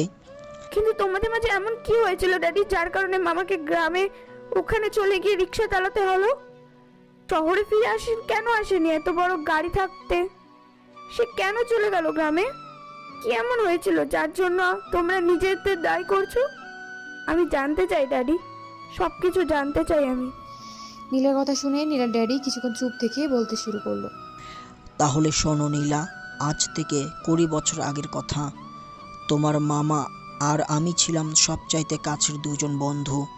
কলেজে একসাথে পড়াশোনা করতাম আমরা। পুরো কলেজের মাঝে আমরা ছিলাম সবচাইতে ভালো বেস্ট ফ্রেন্ড। তোমার আম্মু একই কলেজে পড়তো আমাদের সাথে। তোমার আম্মুকে আমার প্রথম দেখা থেকেই ভালো লাগতো, কিন্তু কখনো বলে উঠতে পারিনি, কারণ আমি ছিলাম একজন গরিব ঘরের কৃষিকের ছেলে, আর তোমার আম্মু ছিল ঢাকার সবচেয়ে বড় বিজনেসম্যানের একমাত্র মেয়ে। যে কারণে ভয় পেয়ে কখনো তোমার আম্মুকে কিছু বলতে পারিনি। কিন্তু তোমার আম্মুও মনে মনে ভালোবাসতো আমাকে, এটা এক সময় তোমার মামা জানতে পারে। তোমার মামা এতটাই ভালো ছিল যে কখনো ধনী বলে গরিবদের অবহেলা করতো না, বরং ও গরিবদের খুব ভালোবাসতো। তাই আমাদের ভালোবাসার কথাটা জানতে পেরে তোমার মামা সিদ্ধান্ত নেয় তোমার আম্মুর সাথে আমাকে বিয়ে দিয়ে দেবে। কিন্তু এখানে বাধা সাধে তোমার নানা। সে আমার আর তোমার আম্মুর সম্পর্কের কথা জানতে পেরে ডাইরেক্ট বলে দেয় কোনো কৃষিকের ছেলের সাথে সে তার একমাত্র মেয়েকে বিয়ে দেবে না। তবুও যদি তার মেয়ে আমায় বিয়ে করতে চায় তাহলে সে তার মেয়েকে ত্যায্য করবে। তখন তোমার মামা আমাদের ভালোর জন্য নিজের সমস্ত সম্পত্তি তোমার আম্মুর নামে হস্তান্তর করে দেয়, যেটা আমরা কেউ জানতাম না। কিন্তু যখন তোমার নানা এসব ব্যাপারে জানতে পারে তখন তোমার মামাকে ত্যায্যপত্র করে আর বলে যে তোমার মামা যদি আর এই শহরে থাকে তাহলে তোমার মামা তোমার নানার মরামুখ দেখবে।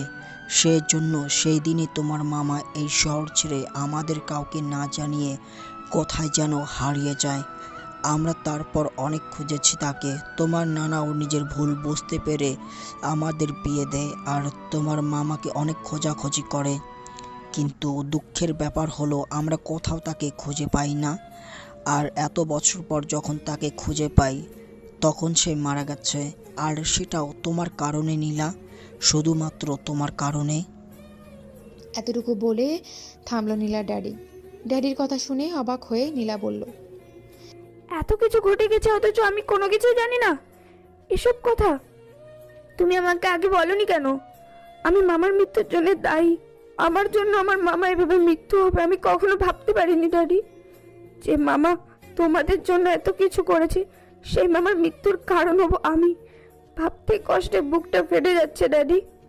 আমি কিছুতে মানতে পারছি না এটা। নীলার কথা শুনে ও ড্যাডি বলল, জানো নীলা, যখন আমি জানতে পারলাম যে তুমি একটা ছেলেকে জেলে পাঠিয়েছ তখন আমি 1 মিনিটও দেরি না করে সেখানে চলে গিয়েছিলাম।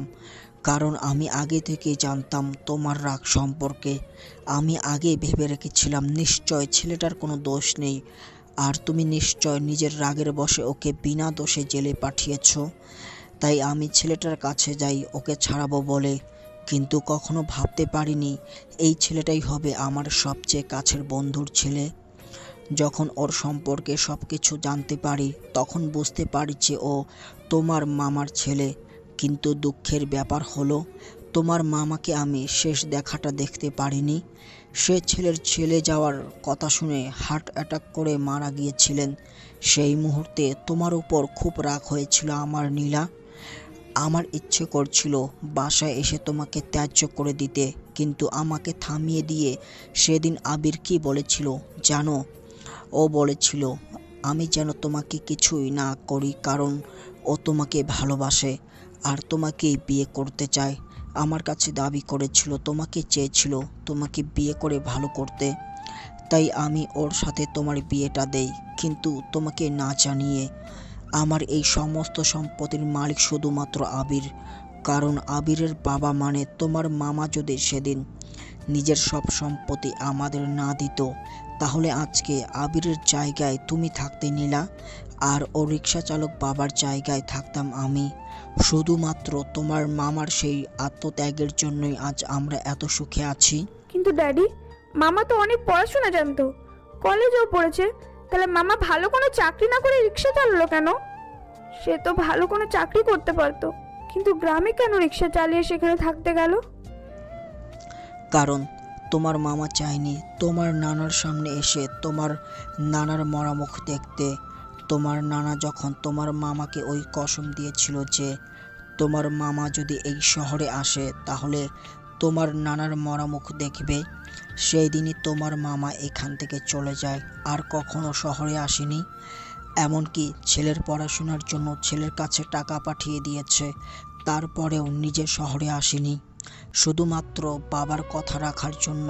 এতটাই ভালো একজন মানুষ ছিল তোমার মামা, কিন্তু একমাত্র তোমার কারণে লোকটা হার্ট অ্যাটাক করে মারা গেছে নীলা। শুধুমাত্র তোমার কারণে। তোমাকে মেয়ে বলে পরিচয় দিতে আমার আজ ঘৃণা হচ্ছে নীলা। তুমি আমার মেয়ে, আমার সম্মান সব কিছু মাটির সাথে মিশিয়ে দিয়েছ। শুধু আমার বন্ধুকে তুমি মেরে ফেলোনি, তার সাথে মেরে ফেলেছ আমার সম্মান, আমার বন্ধুত্ব।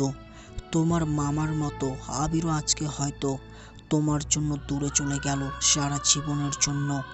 আবির আমাকে ফোন করে জানিয়েছিল তোমাকে ও ভালো করে ফেলেছে, কিন্তু তুমি যদি ভালো না হয়ে থাকো, তোমার যদি এইসব কিছু সাজানো নাটক হয়ে থাকে, তাহলে আবির সারা জীবনের জন্য হারিয়ে যাবে নীলা। ড্যাডির কথা শুনে ধপ করে ফ্লোরে বসে পড়ল নীলা, তারপর কান্না করে দিয়ে বলল, এ হতে পারে না ড্যাডি, এটা কিছুতেই হতে পারে না। আমি আবিরকে কোথাও যেতে দেব না। আমি ভুল করেছি, ওর কাছে ক্ষমা চাইবো, আমি ওর পা ধরে ক্ষমা চাইবো আমি। ড্যাডি, আবিরকে ছাড়া বাঁচতে পারবো না আমি। ড্যাডি, ওকে তুমি এনে দাও। ড্যাডি, আমার কাছে ওকে তুমি এনে দাও। ড্যাডি, আমার ওকে চাই। কথা বলতে বলতে হঠাৎই চারিদিকে অন্ধকার হয়ে এলো নীলার। নীলা অজ্ঞান হয়ে ফ্লোরে শুয়ে পড়ল। নীলাকে অজ্ঞান হয়ে পড়ে যেতে দেখে ওর কাছে ওর ড্যাডি দৌড়ে গিয়ে নীলাকে ধরে ফেললো, তারপর ডাকতে লাগলো, নীলা, নীলা, এই নীলা, কথা বল মা আমার সাথে। কি হলো তোর নীলা? নীলাকে পাগলের মতো ডাকতে লাগলো ওর ড্যাডি, কিন্তু নীলার কিছুতেই জ্ঞান ফিরছে না। পরে কোনো উপায় না পেয়ে নীলাকে কোলে তুলে নিল, তারপর গাড়িতে নিয়ে বসে ড্রাইভারকে নিয়ে সোজা চলে গেল হাসপাতালে। হাসপাতালে পৌঁছে আবিরকে ফোন দিল নীলার ড্যাডি। ওদিকে আবির ফোনের মাঝে নীলার ঘুমন্ত ছবিগুলো দেখছিল। নীলা যখন রাতে ঘুমিয়ে থাকতো তখন আবির চুপি চুপি নীলার বেশ কয়েকটা ছবি তুলেছিল, কারণ আবির নীলাকে অনেক ভালোবাসতো। সে ছবিগুলো দেখছে আবির আর চোখে জল ফেলছে, কারণ এখনই ওই ফোনটা চিরদিনের মতো বন্ধ করে দিয়ে সাথে সাথে ফোনের ওপাশ থেকে নীলার ড্যাডি বলল, আবির বাবা, তুমি কোথায় আছো? জলদি হাসপাতালে চলে আসো। আমার নীলার অবস্থা খুব খারাপ, ও তোমার ব্যাপারে সব কিছু জানতে পেরে অজ্ঞান হয়ে গেছে। আমি ওকে হাসপাতালে নিয়ে এসেছি, ডাক্তার দেখছে। তুমি তাড়াতাড়ি চলে আসো, নীলা তোমার জন্য পাগলামি করছে। নীলা ড্যাডির কথা শুনে এক মুহূর্ত দেরি না করে আবির ছুটলো হাসপাতালের উদ্দেশ্যে। খুব দ্রুত হাসপাতালে পৌঁছে গেল আবির, তারপর দৌড়ে চলে গেল নীলার কেবিনের সামনে। আবির পৌঁছাতে নীলার কেবিন থেকে ডাক্তার বেরিয়ে আসলো, তারপর নীলা ড্যাডিকে উদ্দেশ্য করে হাসি মুখে বলল, কংগ্রাচুলেশন মিস্টার খান, একটা সুখবর আছে। আপনার মেয়ে মা হতে চলেছে আর আপনি নানাভাই হতে চলেছেন।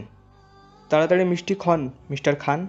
ডাক্তারের কথা শুনে থমকে দাঁড়ালো আবির, যেন মুহূর্তেই ওর মাঝে সবকিছু থেমে গেল। সেখানেই আবির হাসবে না কাঁদবে বুঝতে পারছে না। এদিকে নীলা ড্যাডিরও একই অবস্থা, খুশিতে কথা বলতে ভুলে গেছে সে। কিছুক্ষণ চুপ করে দাঁড়িয়ে থেকে নীলার ড্যাডি ডাক্তারকে উদ্দেশ্য করে বলল, নীলাকে কি এখন দেখা যাবে? ওর কাছে কি এখন যাওয়া যাবে ডাক্তার? নীলার ড্যাডির কথা শুনে ডাক্তার মুচকি এসে বলল, হ্যাঁ, অবশ্যই যেতে পারবেন, তবে নীলা জ্ঞান ফেরার পর শুধু ওর স্বামীকে খুঁজছে। ওর স্বামী গেলে ভালো হয়। আবির ডাক্তারের কথাটা শোনা মাত্র কাউকে কোনো কিছু না বলে সোজা নীলার কেবিনে ঢুকে পড়ল। নীলা নিজের বেডে বসে অন্যদিকে ঘুরে তাকিয়ে আছে। আবির সোজা গিয়ে নীলাকে শক্ত করে জড়িয়ে ধরল। আচমকা এভাবে জড়িয়ে ধরায় ব্যাপাচাকা খেয়ে নীলা আবিরের দিকে তাকিয়ে বলল। আবির, কি করছো কি? আমার বাবু ব্যথা পাবে তো। আবির নীলার কথা শুনে হাসবে না কাঁদবে বুঝতে পারছে না, তাই নীলাকে ছেড়ে একটু সরে দাঁড়ালো আবির। সরে দাঁড়ানোর সাথে সাথে নীলা আবিরের হাত টেনে আবার জড়িয়ে ধরে ফেলল। এই তুমি আমায় ছেড়ে দূরে যাচ্ছ কেন? আমি কি তোমাকে দূরে যেতে বলেছি? আমাকে ছেড়ে যাওয়ার খুব শখ, তাই না? আর একবার ছেড়ে যাওয়ার কথা বলে দেখো, ঠ্যাং ভেঙে বাড়িতে ফেলে রাখবো আমি। এতদিন তুমি আমায় মেরেছো, এখন থেকে আমি তোমায় মারবো। এখন থেকে উল্টো শাসন হবে, বুঝলে? আর আমাকে কিছু বলতে আসলে আমার ছেলে তোমায় শাসন করবে। নীলার কথা শুনে মিষ্টি হেসে নীলাকে জড়িয়ে নিল আবির। তারপরে দুজনে হাহা করে হাসতে লাগলো। আজ যেন ভালোবাসার পূর্ণতা পেল ওদের মাঝে। সব অবহেলা, মিথ্যে অভিনয় সবকিছু ভুলে আজও দুজন এক হয়ে গেল। এই জন্য ভালোবাসার এক সীমান্তহীন সাগর। এভাবেই বেঁচে থাকুক পৃথিবীর সকলের ভালোবাসা, এই দোয়াই করি। আজকের গল্পটা এখানেই শেষ। আগামী গল্পের জন্য সবাই অপেক্ষা করুন। আল্লাহ হাফেজ। সবাই ওদের ভালোবাসার জন্য দোয়া করবেন আর ভালো থাকবেন। ধন্যবাদ।